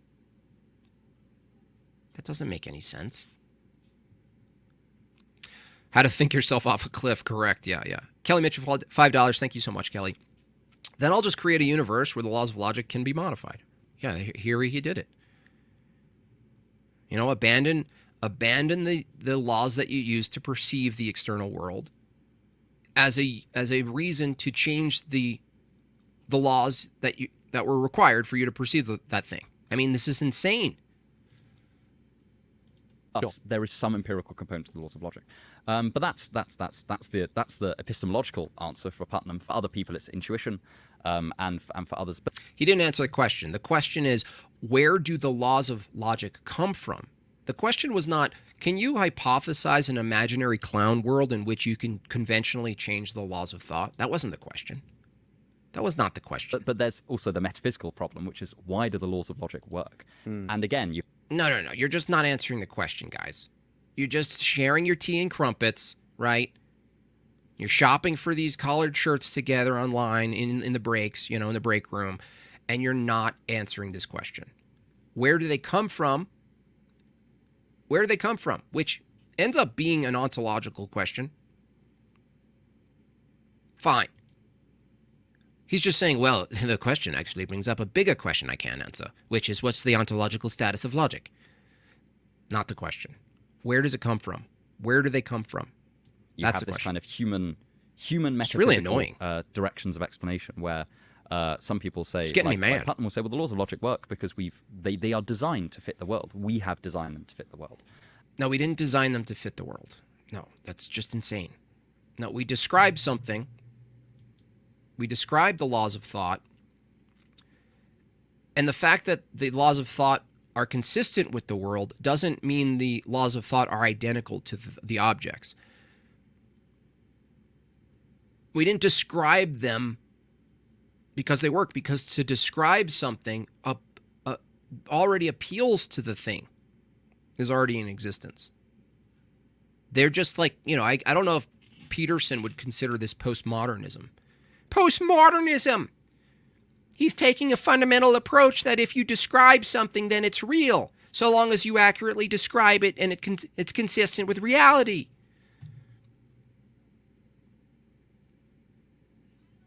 This is a real shit take. Real garbage take. And then for a lot of people, that's deeply unsatisfactory because they say, well, why does the world correspond with the laws of logic? How have we been able to do that? Why is the world not chaos and darkness and lots of other nasty, unpredictable things that make logicians nervous? And that's a broadly. Those are two different questions. The law of identity, non-contradiction, excluded middle, could very well have its own invariant status, and there could, from an atheist view, be a world where it's indiscernible, the regularity of objects, that they pop in and out of existence. Let's take like anything natural, like a tree or something else. If suddenly trees shared the status of the double slit experiment as particles do from their view, it wouldn't. If objects popped into existence constantly and never kept their form, such that we could never categorize them as universals, like a tree or an apple or a circle or whatever, it's not inconsistent from an atheist view that the laws of thought could exist, and hard reality, could be completely indiscernible and unintelligible. They just think the laws of thought are justified just because the reality we have is the reality we have. I mean, this is just ad hoc. And I can get any one of them to admit, when they're pressed, that the law of identity is not identical to the object you're referring to. The law itself, that's abiding by itself, A is A, is not identical to the tree existing. Dean Lamb gifted 1 membership. Appreciate that. What will atheism sound like when they're forced into absolute corner obtuseness? Well, we hear it most of the time. The problem is, Ian, they need the right people to force them into those things. And speaking of the right person who forces people into those corners, Jay Dyer, what's going on, dude? Hey, man, what's up? How are you? I'm doing good. I'm just getting naturally frustrated when I do these streams and I start to hit my point of sighing and gasping. I don't know if you saw this. This is fairly new, Alex O'Connor, which eventually you'll be able to debate this guy. It'll be beautiful. Or this other guy too. I mean, he's got a decent channel, Unsolicited Advice. His channel is. They're talking about answers atheists can't answer. If you missed it, why is there something rather than nothing we covered? Why question in general. Ought is we covered. The ought is gap. They touched on that, or you covered it? I covered this video. I'm going through their chapters of what they list as the argument, the questions that the atheist can't answer. Right. Did they cover is ought? They did. Yeah. Oh. They essentially said, well, the Christian can't can't answer the is-ought problem either, and so you're in the same problem. And I brought up, well, there's a different question. Why ought we be consistent with, let's say, is-ought fallacies or following fallacies? Why ought we pursue true things or consistent beliefs at all is a bigger question that's not listed in this video. And that's a question that if they can't answer that, the rest of the things that they list are kind of useless anyway, right? So, I just wish I wrote the questions for their video. What would you write as a question? What's something you would ask an atheist you don't think they can answer if it's not listed here? Well, I haven't seen the list, but I would just say stuff like, how are there laws when a law cannot be identified with any set of atoms?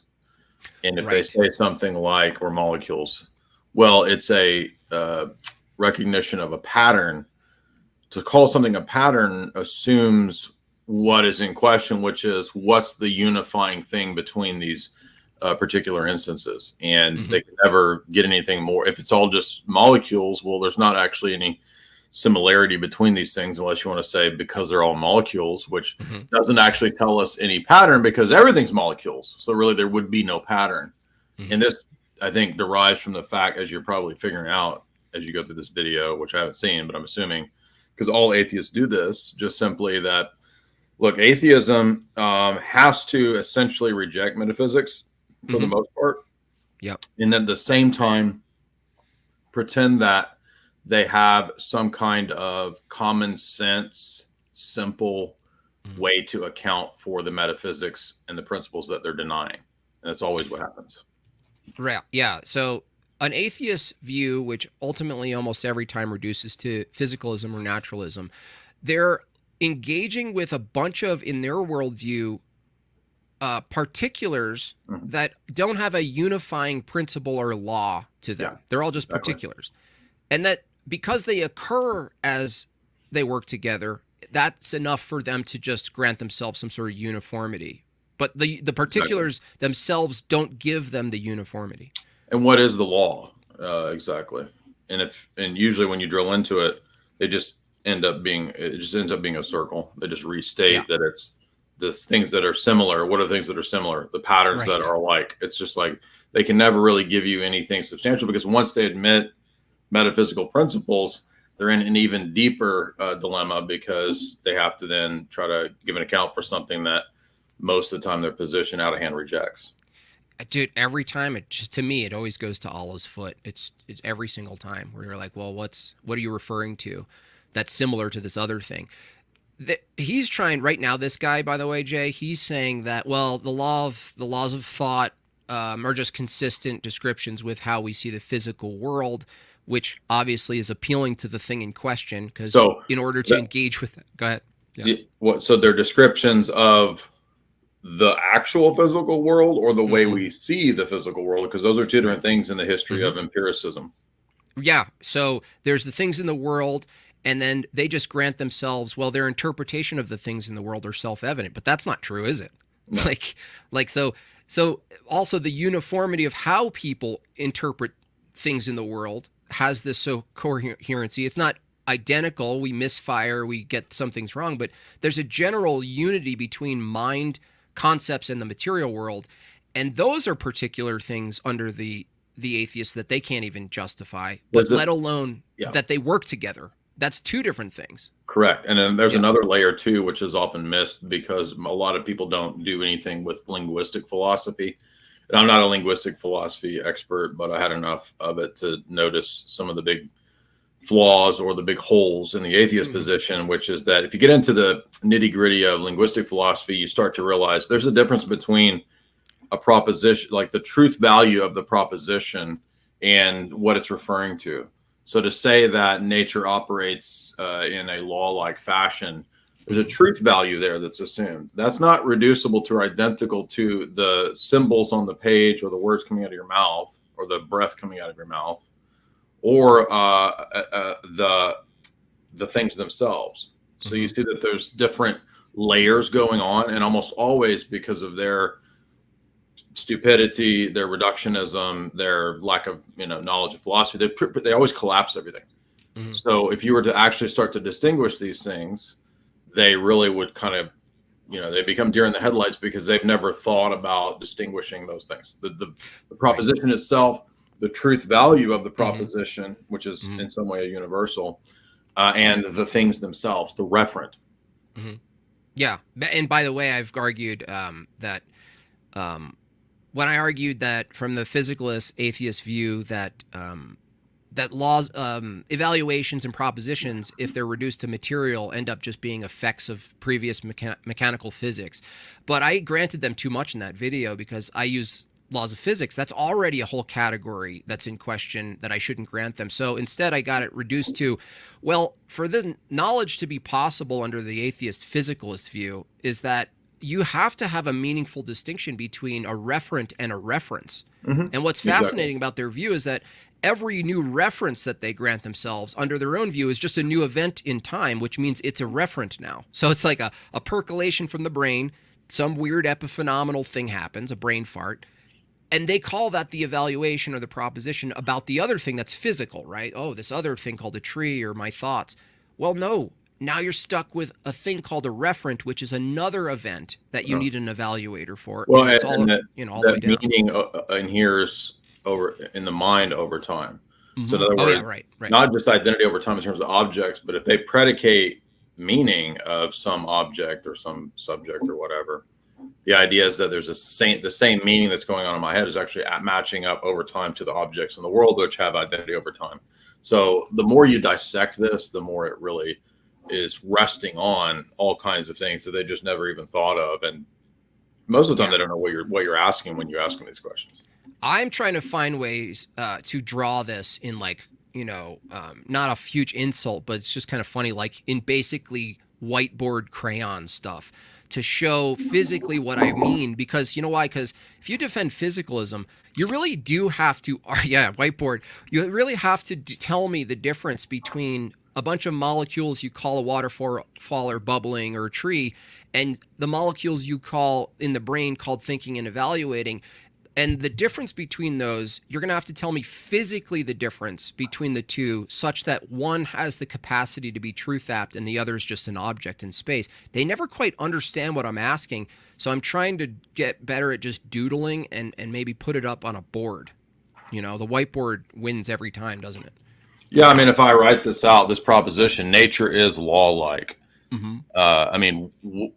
This is a series of symbols on a board that refers to what thing? Mm-hmm. I mean, it's not obviously referring to any specific particulars in nature. It's referring to this supposedly universal pattern. And to make it universal, we'll add all nature because they typically do make universal quantifier claims. All nature is law-like. Mm-hmm. Okay. What's the truth? They are assuming that this is a true proposition. Mm-hmm. And not a false proposition. So the truth value is not identical to the symbols themselves, right? Mm-hmm. And the phrase is referring to something other than either just the truth value or the particular instances. Mm-hmm. So in other words, we've got all of these layers of stuff with absolutely no explanation. And that's just the sentence itself. Yeah. What about the things going on in my head, which I'm assuming are conveying meaning about the external world over time? That meaning stays the same in terms of the identity of objects out there over time and the meaning in my head over time. Because remember, I'm just chemical reactions firing. What if the meaning that I thought yesterday for all nature is law-like has completely fired to be the opposite meaning today? Right. I mean, it's just, and not just the meaning of the phrase. What about these individual words themselves? So you can break this down into individuals, right? Right. What is all nature? I mean, just at any point, if you think about it linguistically, and I'm not telling you what they were saying. Sure. I'm just saying, like, nobody really goes after the atheists on this, not because of anybody being stupid on our side, but just people just don't even realize how much goes into, like, to be able to make a sentence meaningful requires a certain kind of world. Yeah, and it's crazy. It's a crazy world if you're going to try to explain it in just particulars that are unrelated. It can't. Well, just you can't explain it. Chaotic molecules firing of unrelated particulars. Yeah. Also, that brings up the law thing in general. Even if you said granted them the statement nature is law, like I always like to put it like, okay, objects exist, right? Forget about how you're going to justify how objects exist and what their beginnings are. You know, stuff comes from stuff is an argument I've been debunking the last couple of months. The stuff, even the collection of the stuff, let alone the particular stuffs that you're listing, they don't give you the justification for how they behave with each other. Those are two different things, but they grant them that they're the same. Well, no, we have a tree. And because we have a tree, we're just throw into the basket, it operates a certain way, right? By nature of it just being a tree. But you're like, well, no, these things are all working together. It's not like the object existing gives you how the relationships physically, causal relationships and behaviors that you observe. That's not the same thing. But they're like, no, it is the same thing because that's how we observe it. Well, no, that's not. You're just granting yourself a bunch. But let me move on. You tell me, Jay, when to stop. We're going to listen to this guy. He's currently trying to argue if we observe the world a different way, we can just change the laws of logic to suit that world. I don't know if you heard my refutation of this, that if you said I observe the world a certain way, and if I observed it a certain way such that I can conventionally change the laws of thought, you're actually using one standard of the laws of thought to perceive the world a certain way and trusting that is true in order to come to some conventional alteration to what you perceived, right? To fit it. Well, this conventional view of changing the law of identity, so long as it fits whatever you're observing, assumes the law of identity, doesn't it? Like you can't change the thing you're ultimately using to discern what's going on. It makes no sense to go back. Well, yeah, I mean, then they're no longer laws. They would have a different. I mean, if they could be otherwise, they're not laws. Right. Yeah, and you're appealing to something you're calling law, like to observe it, and then going, well, I'm going to change it. Well, no, you're trusting the thing you observed to begin with. That doesn't make sense. Anyway, let him ramble on. And that strikes me as a sensible question, right? And often, the only answer that somebody who suggests that who's doing the human direction, the metaphysical human direction explanation there, is to say something like, well, if the world had been different, then the laws of logic would have been different, and we would have made different laws of logic. And like, let me see if he pushes back on that. I can kind of get. I go back and forth on this intuitively, where sometimes I find this like incredibly unsatisfying, and sometimes I'm like, okay, maybe there's something in this, because we do things like reason with uncertainty, because we have probability for reasoning with uncertainty. If we were never uncertain about anything, we wouldn't have had probability. There would be no need for it. Likewise, if deduction was always uncertain for whatever reason, like that was just empirically true in the world, as weird as that is to say, then our deductions would have uncertainty attached to them and stuff like that. So there's an argument that you can say there, but then we're also at this point. He's also conflating right now the methods we use to do induction or deduction being certain, induction being probabilistic, are identical to the laws that we use to do those things. The question isn't the methods you use, but rather the laws that govern the methods of reasoning. And I don't know why they always collapse these two. It's like the laws of thought are not identical to the descriptions of them. Like there's a law of identity that exists in some way, right? That's not identical to our ability to describe that in a 3-statement bullet point, right? Yeah, I mean, the first phrase that I'm still trying to think through that he said that I think was wrong is that we made these laws. Right. The fact that they're discoveries, they're not creations. So because atheists don't believe in, divine truth or the divine mind, they assume that all of this stuff has to be some sort of human social construct or some individual that made them or created them. So even though Aristotle might be the source of the classical laws or whatever, we would say he's discovering something. And even mathematicians nowadays will say that a lot of the things that they that they've discovered, like Mandelbrot says, it's impossible for those to be made up by the human mind.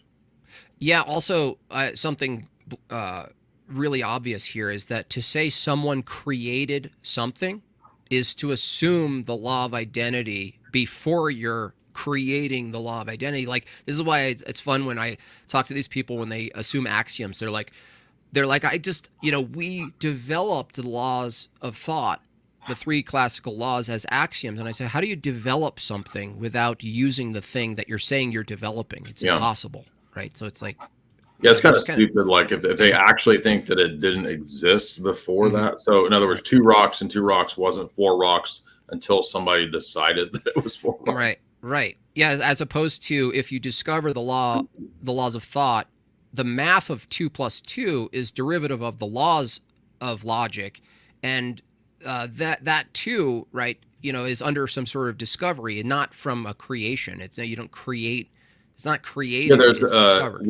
There's an eternal truth that humans have the ability to discover, as opposed to invent. And if it's invented, there's no discovery. Yeah. If you're creating the truth, you could just create a not a truth tomorrow, and it wouldn't have any problems. So the pursuit of truth. So in other words, you could just make it absurd and say, so until Aristotle listed the law of identity, nothing had identity. Nothing had identity. Yeah.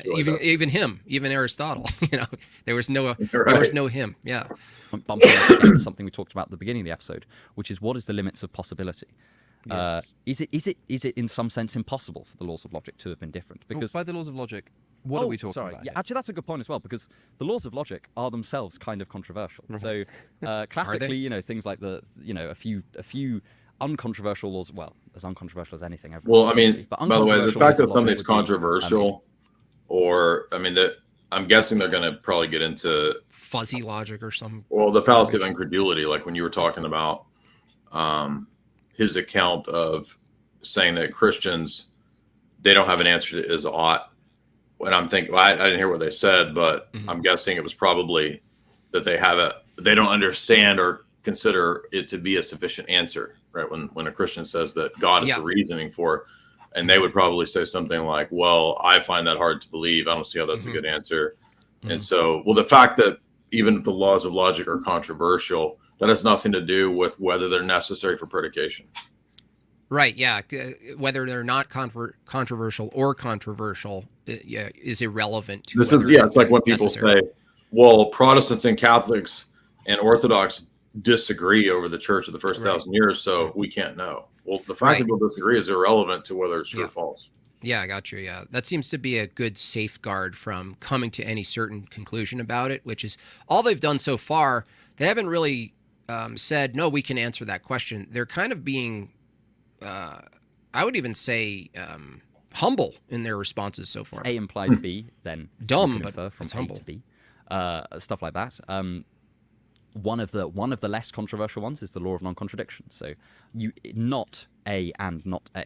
So if you have A, you can infer not A. So something can't be true and false at the same time. Yeah, basically. I mean, it's very intuitive, right? But there are people that you say not as in it's true that not brackets A and not A. So I mean, I don't know. Now another thing, Jay, I know you covered this, but if you're just purely relying on science and induction, and you believe that everything's in flux, then there is no maintained identity of A at the molecular or the larger scale of the thing you're referring to. So they believe in flying spaghetti monsters called laws of logic.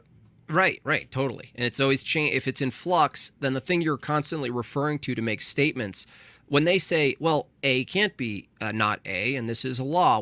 Well, if the thing you're referring to out in the world is always changing, you could actually say that there is only one instance that's tiny in a fraction of time where something existed as purely itself, and everything else is some weird changed version of that, even at the molecular level. They would have to argue that, and even them granting themselves induction, to do inductive reasoning is the assumption that that's not the case, that things are always in flux at every level. But yet, some of them argue that that's what they've come to a conclusion as a conclusion doing their reasoning is that everything's in flux. And you're like, including your reasoning? And this is an old one that even Bonson, I guess, would have popularized maybe before that, is that he's just saying, well, no, the flux position of rationality and molecules in motion, you're referring to something that no longer existed as itself, called the molecules in a particular pattern. So what the hell is it you're trusting right now? Yeah, and you couldn't even identify molecules without the law of identity. Right. And make like a little icon pop up on the screen. we're getting a hard no from our video guy. So not A and not A, and close bracket. And there are also more controversial logical laws, like the law of the excluded middle, which is I always get this. Actually, no. Let's just say. Something can only be true or false. Only be true or false. There are two really similar laws here. So one is the law of the excluded middle, and one is bivalence. And for some reason, I always get them the wrong way around, and I got like completely roasted by a supervisor. Well, what's the difference? Well, so the law of the excluded middle is something is either A or not A. The law of bivalence is any statement is either true or false. And they're clearly connected, but they are different in the way. Well, they're distinct in the way that. I may have been misusing that too. I'm not. But I mean, I misuse it all the time, and I'm meant to know about this. It's like I always say, whatever, man. Yeah, exactly. So, Jay, would you say the three classical laws are distinct from each other on their own, or are they entailments of each other, and you don't know where the starting point is necessarily? Like is one the entailment they all of kind the of necessitate each other. There's not really a starting point. Gotcha. So here are some examples of the kinds of laws that we're talking about, right? These kinds of like fundamental, seemingly self-justifying, intuitive, like bases for working with thought. This? I mean, like if A implies B, that is like if A then B, A, therefore B. Well, how do you know that? It just seems like you're kind of saying the same thing twice. Yes, it just has to be true. Yes, like what if you don't have this? What do you have? Yeah. So one of the quirks of classical logic is that you can and a contradiction implies anything. And So if the atheist says, well, we accept logic whether we call it axiomatic or not, we can't not accept it because it's a contradiction to attempt to reject it. Now, is that sufficient in just one level of argumentation? No. Can you talk on that quick? Yeah, there's a great section on this in the Russ Mannion paper where he covers this because you might think that just pointing out that we absolutely have to have logic might make it a justification. But as Mannion points out in the paper, just saying that it appears to be necessary for predication doesn't mean that it's the case. It also doesn't tell me that my mental schema of what's necessary for me to have predication necessarily applies to anything in the world. So that's why you need more for the justification of these things than just the idea that, well, it appears to be irrational to deny them. Because a lot of times, if you, for example, the first argument I had with Tim Gordon in DMs 4 years ago was I mentioned this point, and he said, well, you're just talking about retorsion, which is Aristotle's reductio.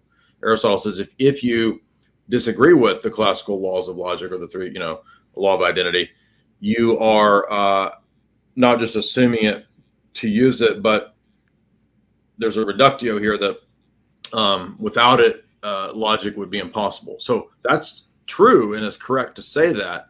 But as the Mannion paper shows, post-Kant, remember people at Aristotle's time, they didn't think the way Kant and Hume did. After Kant, other questions get raised that show that you need more for epistemic justification than just saying that it appears to be crazy otherwise. You need a stronger case, which is why you have to also argue that there are all these other sort of transcendental categories. In other words, you need a worldview that goes along with these things. You can't just have these as self-evident starting principles, because again, that might be a little. Am I getting? No, I understand. It sounds like, just to translate here, is that pointing to the necessary existence of one thing isn't sufficient, because there's a whole slew of other things that need to be the case all together as one thing. Right. Yes. For that to operate. So, for instance, if I come to the conclusion of rejecting the law of identity is absurd, therefore I shouldn't do it, or like Christopher Hitchens was like, well, People ask me if I have free will, and I say I don't That, have right. a choice otherwise, right? Yeah, this kind of thing. That Well, doesn't give you the Yeah. justification for Yeah. the principle itself. Gotcha. Yeah, because there's just one isolated instance that you're referring to. Even if you granted, okay, fine, it's absurd to reject it. To reject something assumes the mind, and now you have another thing that is absurd to reject. Yes. And now, how many things can you put in the basket that are absurd to reject? Well, we would call, correct me if I'm wrong, the things that are absurd to reject for anyone to reject as a folder, a giant folder called the transcendental category itself, the whole list of things we can point to. The only meaningful question would be whose worldview accounts for those things altogether holistically, correct? Yeah, and all of it together. I think that's true, but if I remember in the Mannion paper, he just makes an even more simpler, basic reply, which is like he uses the Kantian argument that, okay, so let's say for the sake of argument that it is seemingly absurd to deny the law of identity, and so therefore I need the law of identity. And so let's grant that. But that doesn't tell me that the law of identity, which I think is going on in my mental schema, actually applies to anything in the world. Yeah. So, in other words, what about the external world and all that? You haven't solved that stuff yet. And so just on that basis alone, it shows that it can't be self-evident, and retorsion is not enough for justification. Because then he goes on to say, well, maybe the laws of logic are conceptual schemes that we all think work and we think they apply to the world, but they don't in fact. Yeah, we just thinking them is pragmatic enough that we just do that. Then it's pragmatism. It's like, oh, we do exactly. We assume truth in this because so we can do stuff, right? Like that's no. So it's like it's a pragmatic turn, and that's not enough for justification. And by that logic, anything that seems to work would therefore be justified. Right. Okay, so let me ask, and again, you don't need to go into super detail, but maybe if there was a key distinction here, what if an atheist said, what Jay just, he made a lot of sense right there with these individual things that you can argue the absurdity of the conclusion, what was it called? Sorry, the absurdity of the contrary, like to deny these things. If they agreed with you and said, okay, so if arguing something by necessity doesn't really fully justify it, but you can accept the argument that to reject something and use it is silly, so you shouldn't do that. What if they put that to you and they say, well, Jay, if the argument for God from the transcendental argument is of necessity, what's the classification difference between this unique item called using logic and rejecting logic uses logic? What's the difference now if they're going to say, well, shit, dude, you're saying argument for necessity right now that you just said that's not true just because it's necessitated? Yeah, that's why I always argue that you can't just do the negative critique when you do tag. You also have to present the positive case of the Christian worldview. So the first critique is Kantian. And if we were Kantians, we would have to admit, like the Barry Stroud paper says, that there's a problem in Kant's arguments that don't necessarily prove what he wants to argue for. So remember in the first case of why, say the law of identity, the reason that doesn't get you to justification is because I can just simply counter with Kant's critique and say, well, just because it seems to me that it's necessary mentally and psychologically to understand the world does not tell me that that's a real metaphysical principle in the world. I got you. And maybe it is, but how does just it seeming and my coherence in my mind necessarily entail that the whole world externally to me is operating that way? That's a sufficient enough objection to show that you need more for justification. Yeah, so that's different than arguing that the Christian worldview as a whole, which includes all of these things, is the solution to the that makes sense. Analogy would be, I have a Swiss Army knife of epistemology, ontology, metaphysics, morality, or whatever, and I have it because it's useful, right? That's a normal approach. You just ad hoc take it. But a Christian worldview is saying not only is any other view can't justify the Swiss Army knife. We're going to tell you how it is you have the Swiss Army knife altogether that you're using. Not an argument that you have it because you're using it. That's not a real position, right? Okay, that's like Matt Dillahunty. Well, we use logic because we have it. It's like, well, no, that's You're just taking the tool that you have. We're asking for, and this is the thing you always sigh about, which is people constantly conflate an assertion with a justification. That asserting something that sounds right, you might even agree with the assertion.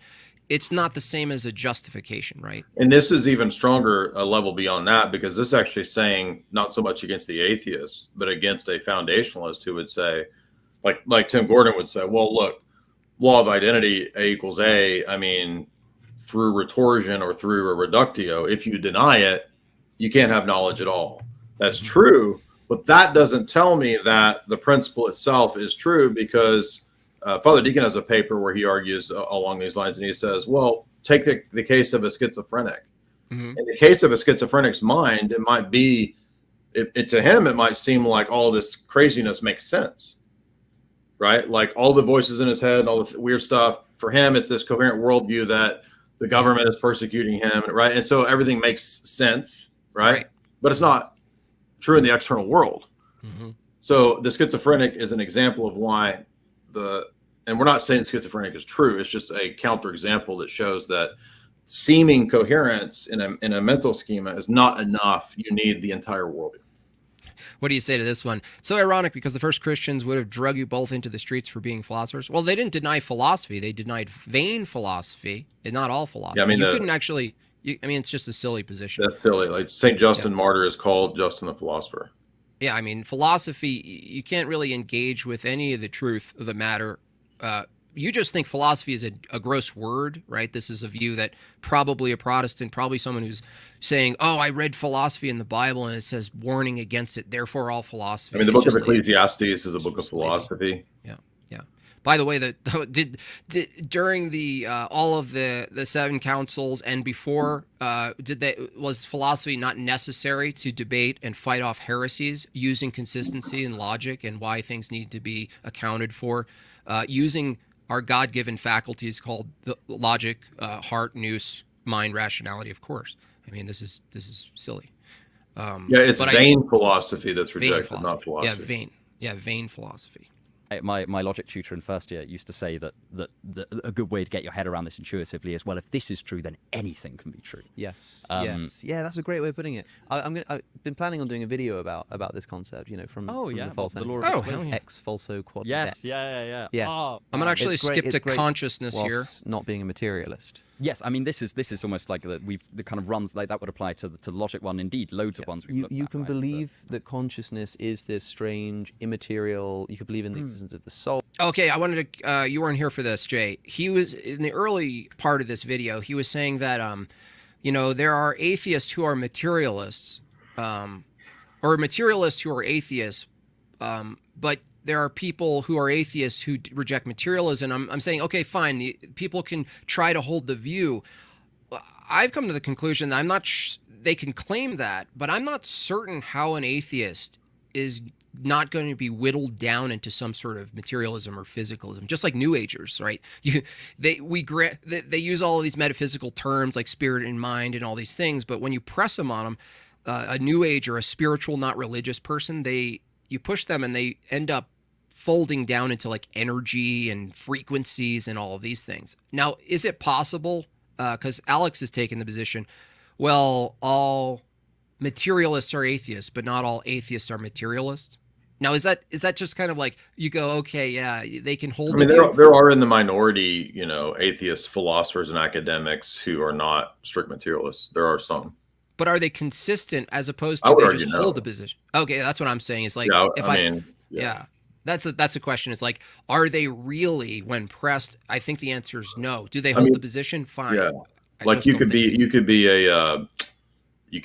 a Platonist atheist, and you could be a transcendental idealist atheist, and like you could conceivably, for example, think that all of reality is pure idea, like Berkeley did, and just not believe in a deity, I suppose. But I mean, that's like very rare positions, like maybe 1 in 1,000 professors has that position. So yeah, that's why I ask, like, well, someone could post the position up, and if we start kicking at it, it seems like they would have no place to go than to reduce things to empirical things and matter and physicalism if they're questioned, unless they just go, listen, I just take this weird unjustified Platonic view that there's things out there that aren't identical to matter, and somehow we have access. Well, they could just they could just be Berkeleyan idealists or Platonist idealists, and they could just simply deny matter. They could just say what you think is matter is just ideas, and there is no God. There's just ideas.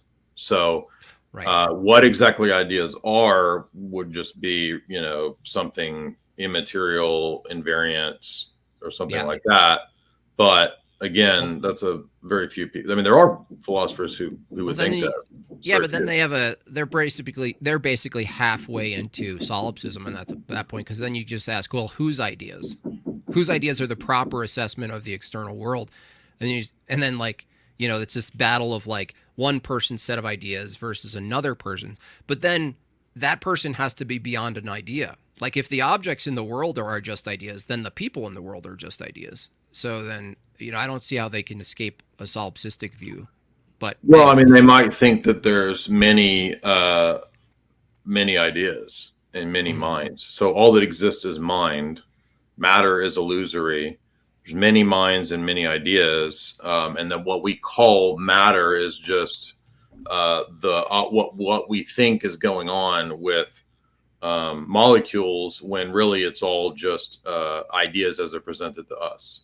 Yeah, so I get there's there's actually a reason why they might think this, though, and this has to do with there's an Enlightenment dispute.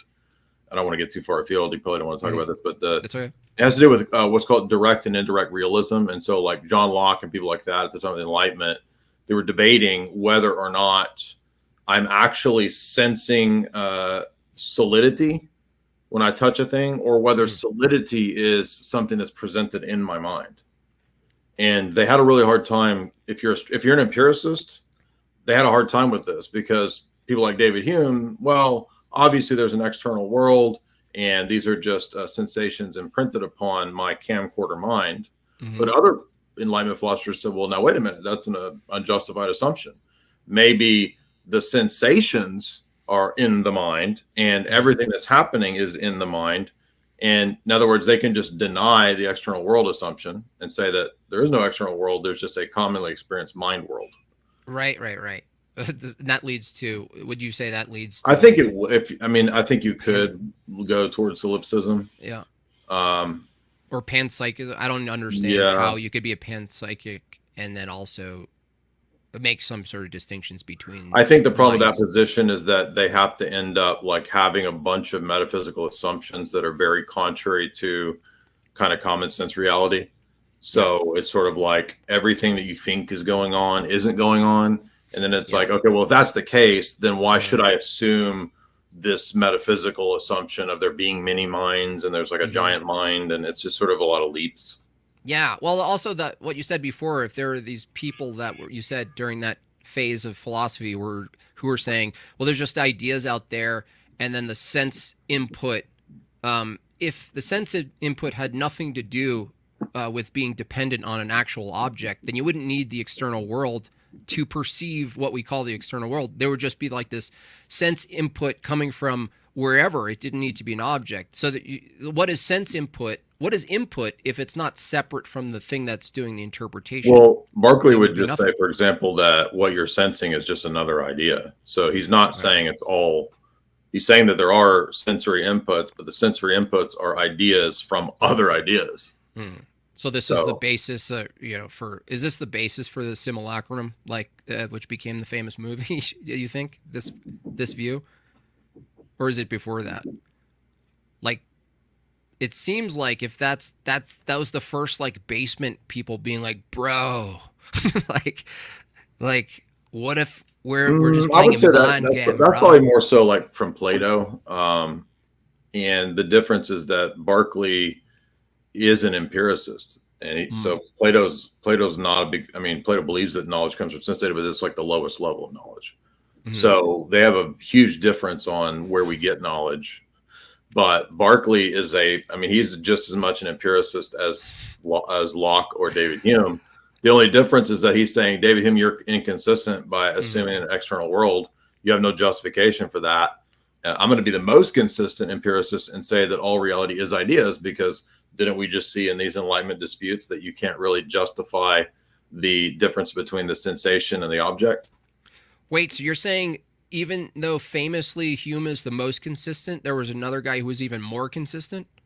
Well, just on that one point of external world. Okay. So he's basically saying, and by the way, Berkeley, because he was an Anglican clergyman, or Irish Anglican clergyman, he wanted to defend theism against Hume and the skepticism. And he thought a way to do this would be to say, well, maybe all knowledge does come from sense data, but the mistake is to think that it's corpuscles or corpuscularianism, from what Descartes talked about, that everything is just little atoms bouncing around, right? He says, rather than thinking of it as a bunch of material atoms, all you're ever sensing is literally ideas, because all that exists is ideas. Interesting. But then again, that would mean that to do induction, you're actually interacting with a set of particular ideas that aren't identical to the previous ones in every moment. Right, but every moment would be a new Berkeley, idea. as a theist, would say, yeah, but in my case, I don't have a problem with there being universals and particulars. There's one ultimate idea who's God. That's the big idea. Yeah, I gotcha. You ever get something as silly as this in your chat? The transcendental argument for evolution, that's funny, is how you can be a non-materialist atheist. I'm sorry, but evolution is a materialist paradigm, right? So what is this non-materialism you get from evolution? By the way, evolution can't even tell you how information, being immaterial and not identical to matter, exists, and yet evolution requires the transfer of evolution. Becky? Thank you, Becky. Do you want to respond to that goofiness? Well, again, like, it's really misunderstanding the function of the transcendental argument. It's not an argument to give you an indirect basis for anything. It's in our case, it's an indirect argument to give you a basis for the entire Christian worldview.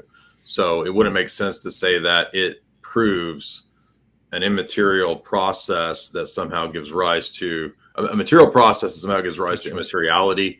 There's no way that an abstract transcendental argument could actually justify that. It would just be assuming what's supposed to be proven by that. That's why it's a comparison of worldviews. It's not like this transcendental category proves that matter gives rise to immateriality. Yeah. By the way, these transcendental things would be mind dependent and can't be identical to a physical process called evolution anyway. Right. So it's like, to even post-diction summarize evolution, you're appealing to things that are not found in the process of evolution. So, I mean... And also, this sounds like emergentism, which is an argument against materialism. So, right, yeah, if matter gives rise to consciousness and immateriality, that would be a refutation of materialism, and that would mean that evolution ultimately isn't true. Right. Most people don't realize that. I talked to Father Deacon Ananias about that, how most people don't, when they say emergent property, the mind's emergent, they really think that the material reality can produce and percolate something that's not identical to the machine that's doing it, like steam over the pot of water or something. And like you just said, it's most people who use emergent property as a term, they don't realize that emergentism, the school of thinking, refutes the thing they're trying to argue using emergent properties. And by the way, if they're allowed to make that leap, as a Dillahunty person is misusing that argument, then what's wrong with me saying, okay, then there's immaterial things like angels, souls, and God? Sure. Yeah. That's one of my favorite angles, is that I'll just take an ordinary atheist who says, God doesn't exist, I have no reason to believe in God because XYZ, empiricism, evidentialism missing. And I go, oh, that's interesting. I'll just list the categories of things that they assume without evidence. This doesn't prove that all claims of things that are immaterial exist. It just shows that their standard they use to negate God's existence are a bunch of things. The very standard they're using is an immaterial standard that's not verified through empirical data. It's like... Exactly. Well, think back to the great paper, The Two Dogmas of Empiricism by Quine. He ends the paper by saying that anytime somebody in the empiricist atheist tradition tries to predication itself is the equivalent of the ancient Greek gods, Meaning is the equivalent of the ancient Greek gods and the flying spaghetti monster. Wow. So this stuff, would you say the criticisms of all of this stuff and the fact that this stuff percolates back up into culture is the result of the Enlightenment itself, because they just got lax on their rigor? They just granted a bunch of things and people ran rampant? Because didn't the Enlightenment, correct me if I'm wrong, just say, well, let's take a self-evident axiomatic approach to all these fundamental things, and we don't have to justify the fundamental things. We just kind of accept them. And now, if you just accept those things, why would we be surprised at a resurgence of all this insane stuff you and I critique and laugh at on, popping out of TikTok and all these? Well, yeah, exactly. You're right. Enlightenment is critique, right? It's basically saying, let's take the laws of logic, these self-evident axioms and principles, and let's critique the metaphysics of Christianity, the ancient world, and the Middle Ages. And what we see when we do that is we basically hack off everything metaphysical. But then the next generation says, wait a minute, if we're going to be consistent, and we're going to hack off the metaphysics and the things that we can't justify, we're going to start hacking off and getting rid of the things that the Enlightenment's using. Our mind. Everything the Enlightenment is assuming is going to get hacked away too. Laws of logic, external world, identity over time, the self, the mind, meaning. Yeah. And so as they hack away, you get the end result of basically Quine saying, nobody in the empiricist, materialist, atheist tradition in 500 years has given a sufficient answer to David Hume. And basically all that's happened is that everything has become psychology. So epistemology becomes psychologized. That makes sense. We're still there, he says. We're never going to get out of this box. Yeah. And they're taking their approach altogether is backwards, like using, instead of asking, what's the ultimate start point for all of this being possible? They go, well, what endpoint can we get to using our faculties? And it's like, well, no, the question is, how did you get your faculties to begin with? How is it the case that you can even reason to a conclusion, not, the other way around? And hence, I believe that would be the basis for pursuing the tag argument in general, because you're not granting them all of the things that are required for them to come to conclusions. You're asking a bigger question. I guess you would call that a metalogical question. Is, well, no, let's ask a bigger question that the Enlightenment people just didn't want to deal with. Or was it that they didn't want to deal with it in your estimation? Or it's just kind of culture. It just kind of happened that way. Like, yeah, I think men are limited by their times, and we can't expect, people in the Middle Ages, we can't expect them to necessarily ask the questions of the 1800s. Because a lot of things have to happen, a lot of questions of people kind of creatively saying, hey, wait a minute, what about this? Like, we've assumed this, we haven't asked this. Because remember, let's take linguistic philosophy, for example. There's some linguistic philosophy in the ancient world, people asking questions about signs and symbols. There's a little bit in the Middle Ages, maybe a little more. And it doesn't really get questioned until the 1700s.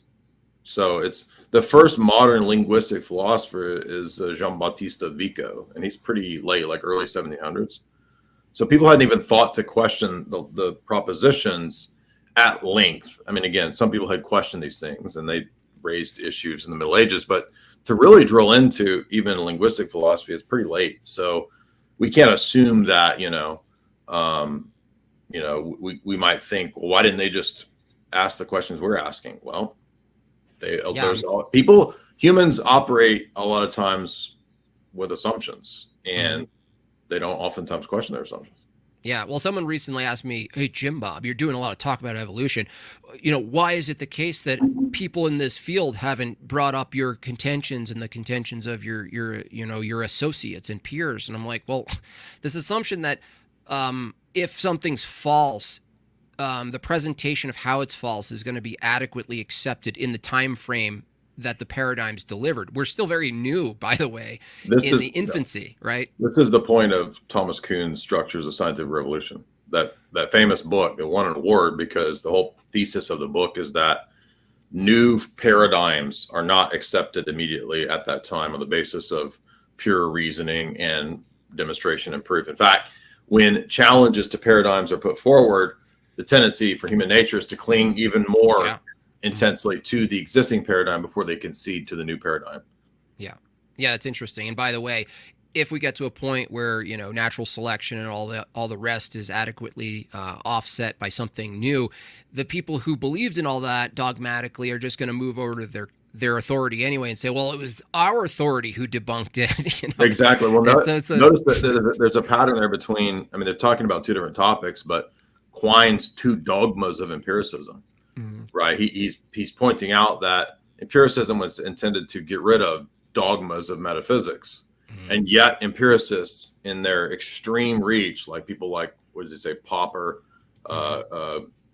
Carnap and others, like they've gotten to this point, Carnap, I think, in the strict positivists have gotten to this point where they think that they don't have any dogmas, but they've still got two dogmas. And then it's the same point with Kuhn's book.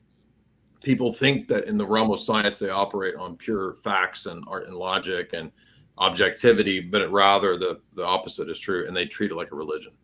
Which is why, you know, even in my own chat, the impulse is to have this negative aversion, you know, to dogma, and we go, no, you can't escape dogma in general. The term, it's just that you gotta isolate, you know, when it's incoherent or limited or something, like, because we wouldn't just say dogma ick yucky. People think that that's just what you should do. You just go dogma icky yucky. Well, obviously in Christianity we don't say dogma icky yucky, but in their tradition in that world, they think they're purely skeptical. They really think there's a purity to skepticism, but that is a dogma in itself that has its own dogma to it. It's a total worldview. In fact, I mean, the famous skeptics and Skeptic magazine, like Michael Shermer and those characters, like they notoriously never deviate from the establishment teachings, dogmas, and positions on everything. So whether it's the Big Nine event or whether it's GMOs, stabbies, like they literally go across the line for the which it's not very skeptical to me if you're basically in line with whatever basically the State Department and the establishment says. How is that skepticism? Yeah, it's not skeptical at all, but you know, they get their touring badges, I Right. guess, from that anyway. So let's move along with this and see if they take us anywhere. You can believe in all of that kind of stuff and just not believe in like an agential God overseeing it all. It would be quite weird. Agential? It would still be like weirder that there wasn't some like I don't creator think that's a word. material I think he's thing. but, making like, up it's- words. I mean, I could be wrong. Is that something not tangential? Agential? No, like an agent, like a God that's not agential. not an intentional Agential. agent, but he Yeah, said yeah. agential. I mean, maybe Yeah, I'm wrong. Maybe that's a I'll word. make it But I'll make it popular. I've never possible heard of to it. be of that persuasion. So it's worth noting that. But I think really the question here, put in the context of atheists not being able to answer it, is like consciousness. Okay, I'm seems wrong. like It a is a very word. strange So thing to I'm expect. refuted. Cosmic Agential. skeptic refuted me. I'm out. Referring to having agency, Yeah. thinking mind. Okay. I got to retire. He refuted me. And, I'm out. yeah, it's over. If there is no They're gonna bring intention this up behind the forever. universe, and if there is no immaterial element to the universe, because consciousness seems like it's immaterial. It seems. I mean, we can answer this as if we were looking for questions that materialists can't answer. You know, like, exactly. consciousness is very strange. I've talked about it a lot recently. People who've been listening to my recent material will know that I'm just bemused by consciousness. Well, it's one of the Bemused. weirdest I'm things. bemused. As in, it's a bit like the laws of logic in the sense that it's one of the weirdest things and one of the most obvious things. What are you going to do to like? It's like I think it's Paul Churchland is a limitive materialist, so he thinks that consciousness doesn't exist. Like, and he thinks about it. His point is more that's a nuanced funny than that. But, like, position. I remember reading one of his papers and being like, "What do you mean? How do I even go about disbelieving in consciousness? Consciousness is This an seems like a illusion. yeah. It's like how do you expect? This is another thing. There are two separate questions, Jay, is what is consciousness, and are you able to coherently reject consciousness as the way you know it to be? Like, even if you posited a non-exhaustive definition of consciousness, the act of denying it would be utilizing the thing that you're denying, so it'd be absurd. But this isn't a justification for consciousness or what it is. This is just assuming, well, whatever it is that I describe, you know, by just simply being able to observe and evaluate things or have some sort of like interaction with the external world or whatever, that doesn't tell me how it came to be, what it is specifically. So they're close to, I think he's close to saying, well, denying it, it's gonna, you know, again, we went over this.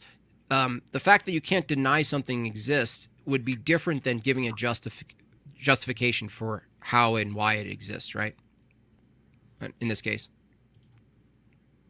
You know what I'm saying? I mean, like, well, we this have is- it.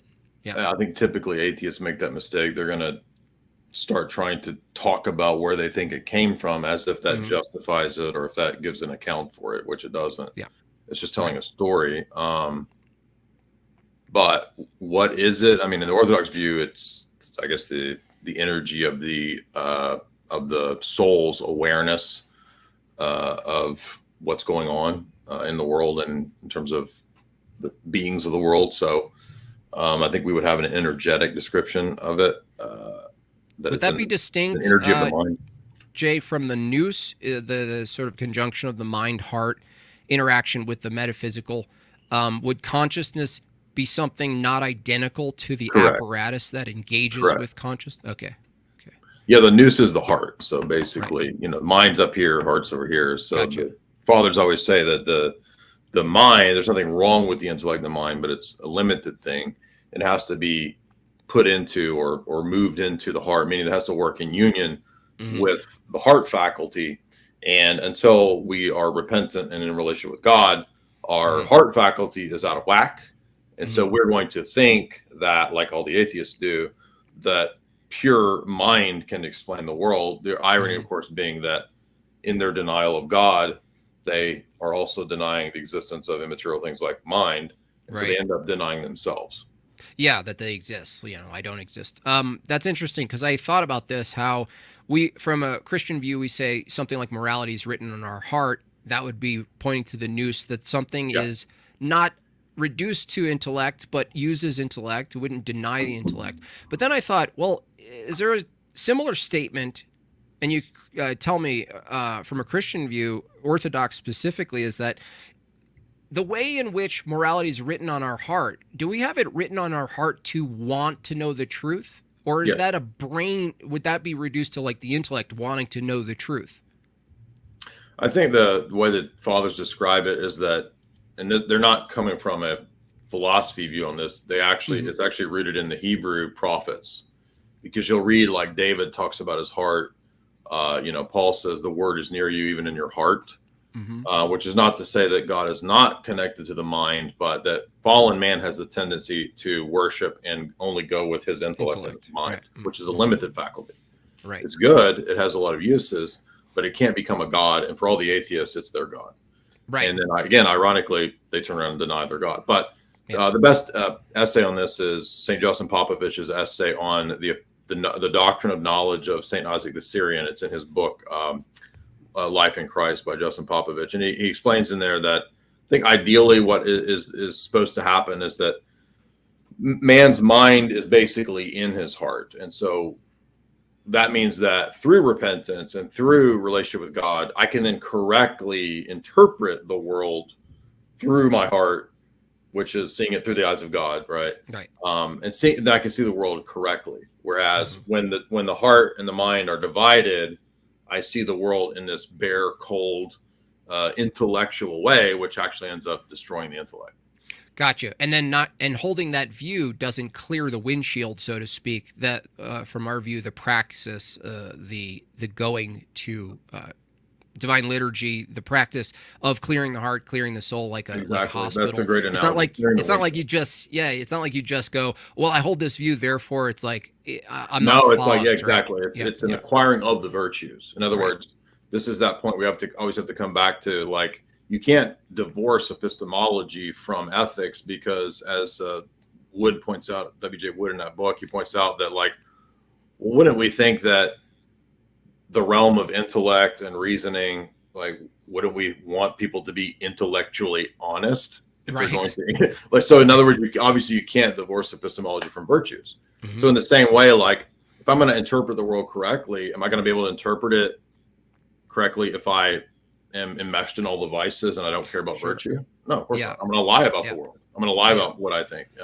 Yeah. That's what fascinates me about the scripture, the fool in his heart, rejects God, essentially, because it's not that they're using just their intellect in their rebellion of God, because coming to the conclusion like, oh, God doesn't exist, if it was just purely intellect, it's not like the emotional aspect of rebellion of that, or let's say counter apologetics is based in just the mind. I find not that I'm trying to fully interpret that myself, here is just that I just find it interesting that the select word used is the fool in his heart, not in his mind, in his intellect. The fool in his heart has this engagement with rebellion, which means he's actually engaging in something that his intellect can't justify, right. Which is this like urge to deny or fight. That's not an intellectual process necessarily. Exactly. And this is a huge difference between East and West. I mean, the entire Roman Catholic tradition after Augustine equates the soul with the mind or the intellect. And so that's why it's another reason why they think natural theology is true. It's another reason why they think that, well, if I just present the evidences, you'll believe, right? They're missing the whole point that like you can't interpret even the natural world correctly without repentance. Right, because the intellect would be some sort of added tool we're given to point to God or to find, in a sense, but it doesn't fully get us there.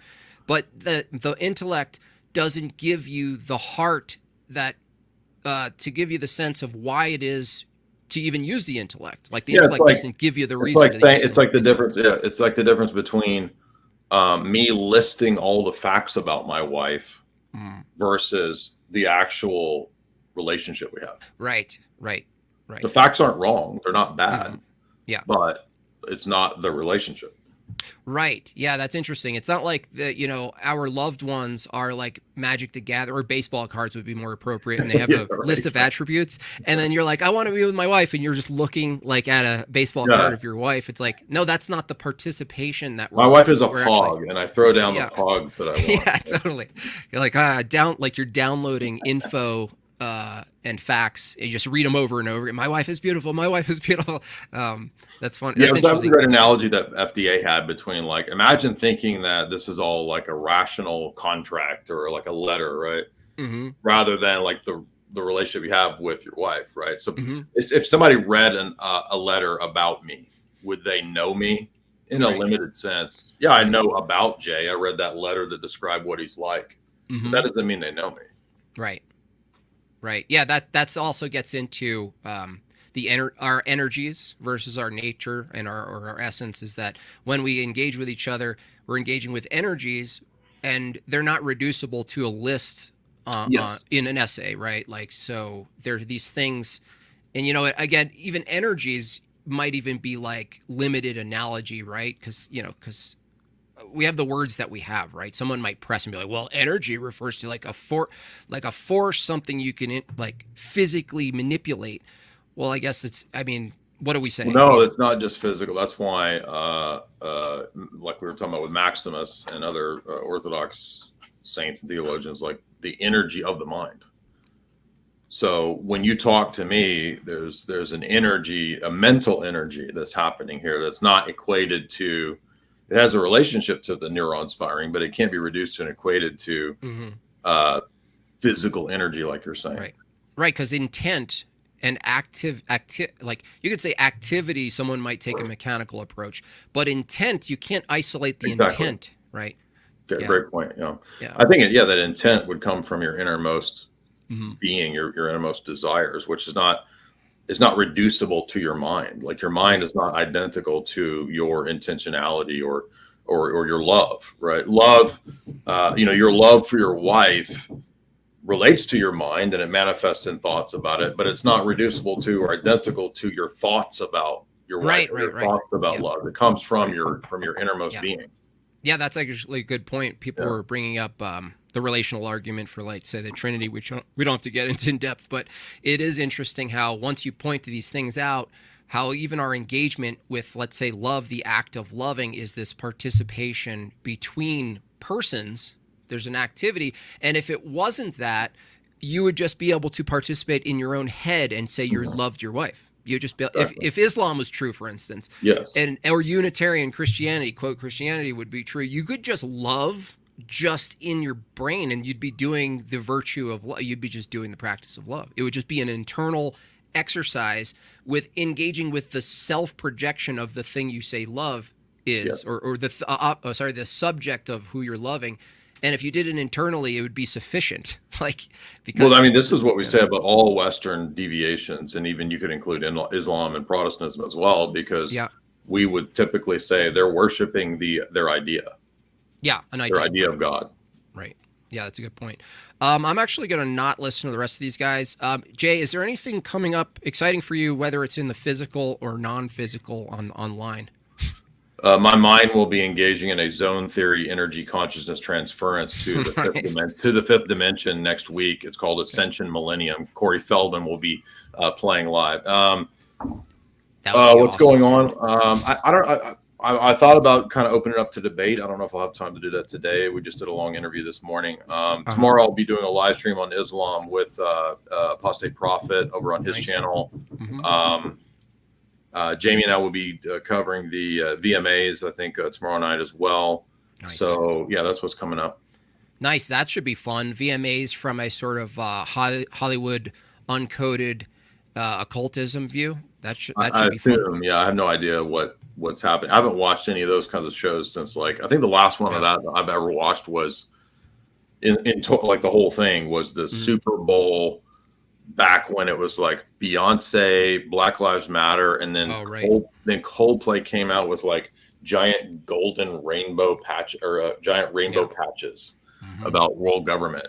And that was the last Super Bowl that I was wondering like how you still engage with that stuff, because once you isolate what they're kind of doing, like it almost becomes almost like a gimmick where you almost don't even. It does become gimmicky. Yeah. I think it's serious. I think it's serious as far as like demonic stuff, but I'm always wondering this, like how much I put into they're really serious people about this versus it's like this cultural thing that has like demonic undertones to it, but they're all not fully aware of what they're doing. That's kind of my conclusion. I think that happens at times for sure. I mean, I think like Coldplay are just like, you buy them off and then they play and they do their thing. Yeah. They promote rainbows and New World Order for money. But I mean, I forgot about the Olympics. I mean, that was very anti-Christian, occultic, Jacobin. So the Olympics stuff was pretty crazy. Yeah, I always thought of that. People ask me, and like some of their defenders were like, well, no, Christianity has these visuals that are downstream from previous visuals, and they're just promoting the previous visuals. Well, no, you can't really separate these two as far as how people perceive them in public now. But then I was thinking, how much of this stuff do you think is a troll versus there's an actual concerted sort of demonic warfare, or they just know they're going to upset people, and the upset is going to bring eyes to more of it? Like I think there's all the above. I think some people are committed to it being a ritual action against the good. Yeah. And I think there's a lot of low-level dum-dums that eat it up and think that there's nothing wrong with it, just art, dude. It's just art, bro. Yeah. Yeah, it's pretty gross. Well, I really appreciate you jumping on. If you're doing a space later, I'm sure many of us will show up. The spaces are pretty fun. They have a different sort of nature to them. I can't. Yeah, it's weird. Yeah, like so if you're on Twitter, it's like it's its own vibe. If you do a live stream debating with idiots on TikTok, it's a whole nother lower IQ level of vibe. I saw wherever you go, it's crazy different audience. Yeah. So I'm gonna do more of those as well. But is that your experience? I know you're trying to go, but no, it is. You've got a lot more TikTok invasions than me. It seems like they're crazy. It hurts my spirit. It's like I resent it and also go, well, like you saw, the only way for me to really deal with that in long term doing it is becoming like Christological and going as a character. It's the only way I can do it. I've seen Andrew do it. He can do that and just deal with that. I literally have a limit where I just lose it. Like I can't do it. So I have to either do a character, but on Twitter, it's definitely attracts higher level exchanges, But now where are you getting your pool of atheists from? Is it from YouTube crowds? I actually am still just starting. So my goal How'd you get Breakfast Tacos? Where did he come from? Oh, yeah. Well, I think Breakfast Tacos is basically from when I did arguments against atheism 1, 2, and 3.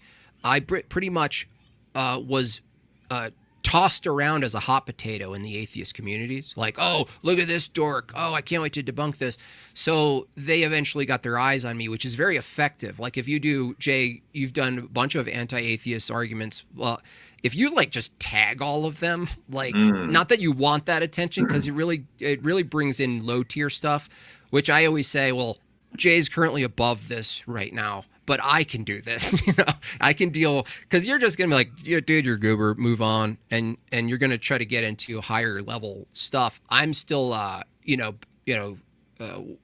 quote, baptism through fire, dealing with these people. But it's certainly fun because breakfast tacos, it's hilarious to go in and just annihilate to the level I can do it. Some of these positions. Yeah, I listened to about half of that of you and him. Yeah. And then I got to the point where I was like, I can't listen to this guy anymore. He can't. Well, he's just yelling and screaming, just not answering very basic questions. By the way, did you want to talk about that really quick? Because I know I sent you his silly stuff, and it's like I don't even expect you to give it a wink. But the argument is this, Jay. Premise 1: everything that we observe to exist comes from previous stuff. Arises. Right?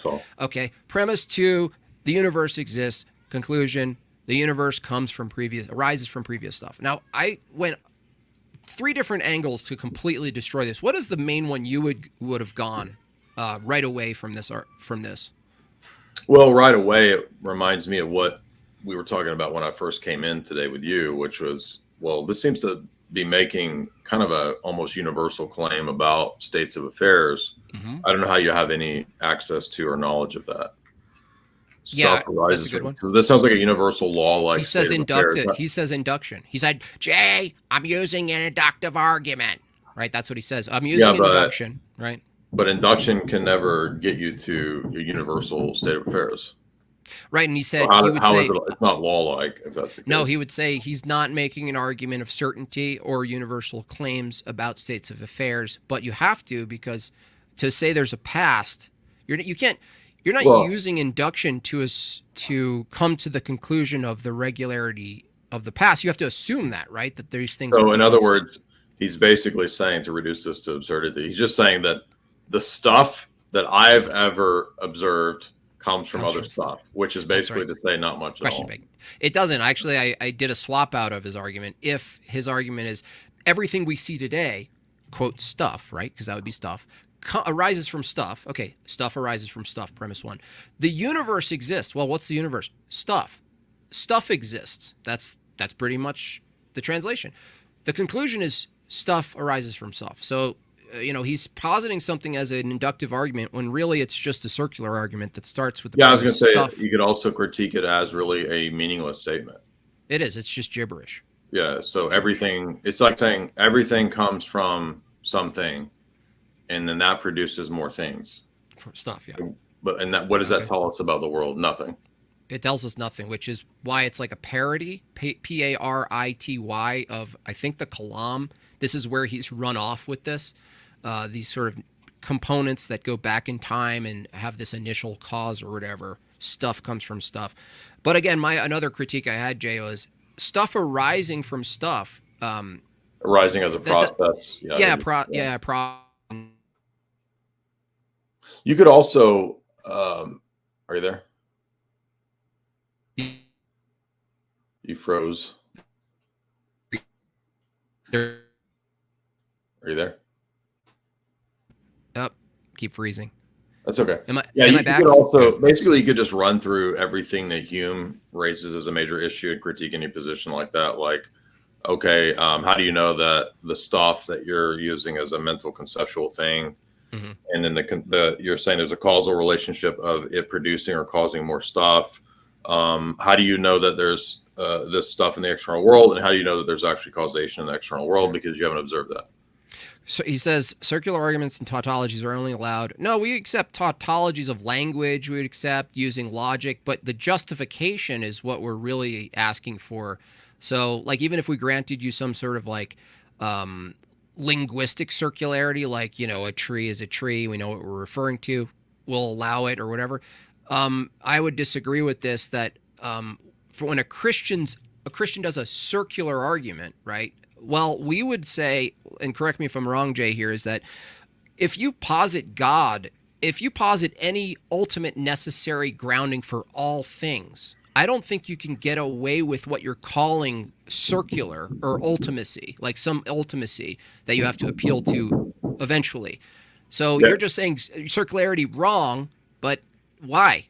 why circularity? Right? Do you want to Well, respond it's to missing that? the point that, like, as FDA was saying the other day, I mean, if you're talking about in normal day-to-day conversations about this or that thing, true or false, you can't commit a circular argument. But when you're talking about the final court of appeal for anybody's worldview or their starting point, everybody will have a self-referencing, self-authenticating, recursive starting point. And we're saying that that's true for everybody. Right. And the only other option, if you don't believe that, is to posit some kind of self-evidence, which is very easy to refute, to show that, no, actually you are believing in some kind of self-referencing recursive thing. And that's the whole point when we talk about Gödel incompleteness theorems or the limitations of any system. They they become self-referencing. So we're saying that's true for everybody: atheist, materialist, Christian. They're all self-referencing worldviews because it's inescapable. So we're not saying that we are allowed to have fallacies and atheists aren't. Right. Yeah, because the fallacy is actually referencing a particular kind of system of logic where you reject fallacy, a circularity. Like, well, Emmanuel says not all circularity ends up being viciously, quote, viciously or whatever, but that gets into a newer debate. So, yeah, fallacies are not allowed at the normal level of logic and argumentation. But when you ask meta-logical questions about how does logic itself work, what's the logic of logic, then everyone will be forced into some sort of self-referencing recursive position. That's the point. Gotcha. Yeah. Well, by the way, the guy who just said that, I had a little exchange with him on this channel and on the X Space, and he said he couldn't be sure he's not an apple. So I mean, I usually start with, are you, to what extent you're certain you're not an apple, and then we can get into the circularity of Christianity. Cool. Well, everybody who's listening, go follow Jay Dyer, or is it Jay's Analysis? What's the title of your? It is jaysanalysis.com, and then I think I'm pretty much in a mood to debate, so we're going to open it up here. All right, we got Jay in the mood for a debate, so go over there. Big Tech, if you want to debate Jay, I know he was on, and you clicked the link. I wanted to go through this with Jay without any interruptions or crosstalk. If you want to debate him, Big Tech, go for it. Go over to Jay and do that as well as everyone else in the chat. I'll have it up in the next 30, 45 minutes. Okay, man. All right. Thanks a lot. Right, thanks, I'll see you. Yeah, no problem. Absolutely. God bless. Bye. See you. Okay, cool. Thank you, Jay. And I'll just check these chats before I head off. I got a $15 Bob chat from Glenn Hall. 15 little crabbies for Master. Thank you. Thank you for the little crabbies. Little crabbies. I'll just create a universe. Okay, I've searched that. I got that. Let me just check one more thing over here. And then I'll leave you guys to it. Okay. Make sure. If you want to support the stream, become a member, super chat, or if you're hearing this after the fact and got a lot of good stuff from this, if you want to support the channel, go to bobchats.com, and I will see your donation there, and I will read your comment on the next stream. $20 came in for Jay and Jim's sharp analysis of worldviews. Always a great duo. Yeah, it's always great when he can jump on. He's a busy dude, but it's always a fun talk. All right. Well, if you guys want to watch Big Tech, go over to Jay Dyer. Go over there now. I'm not going to send you to a different stream right now because it's not set up. But and hit the like button. There's 439 of you now. Please hit the like. It really helps. And then I'm going to go see if there's I'm going to go to like a trampoline place or something. You know what I mean? Oh, whoops, I forgot.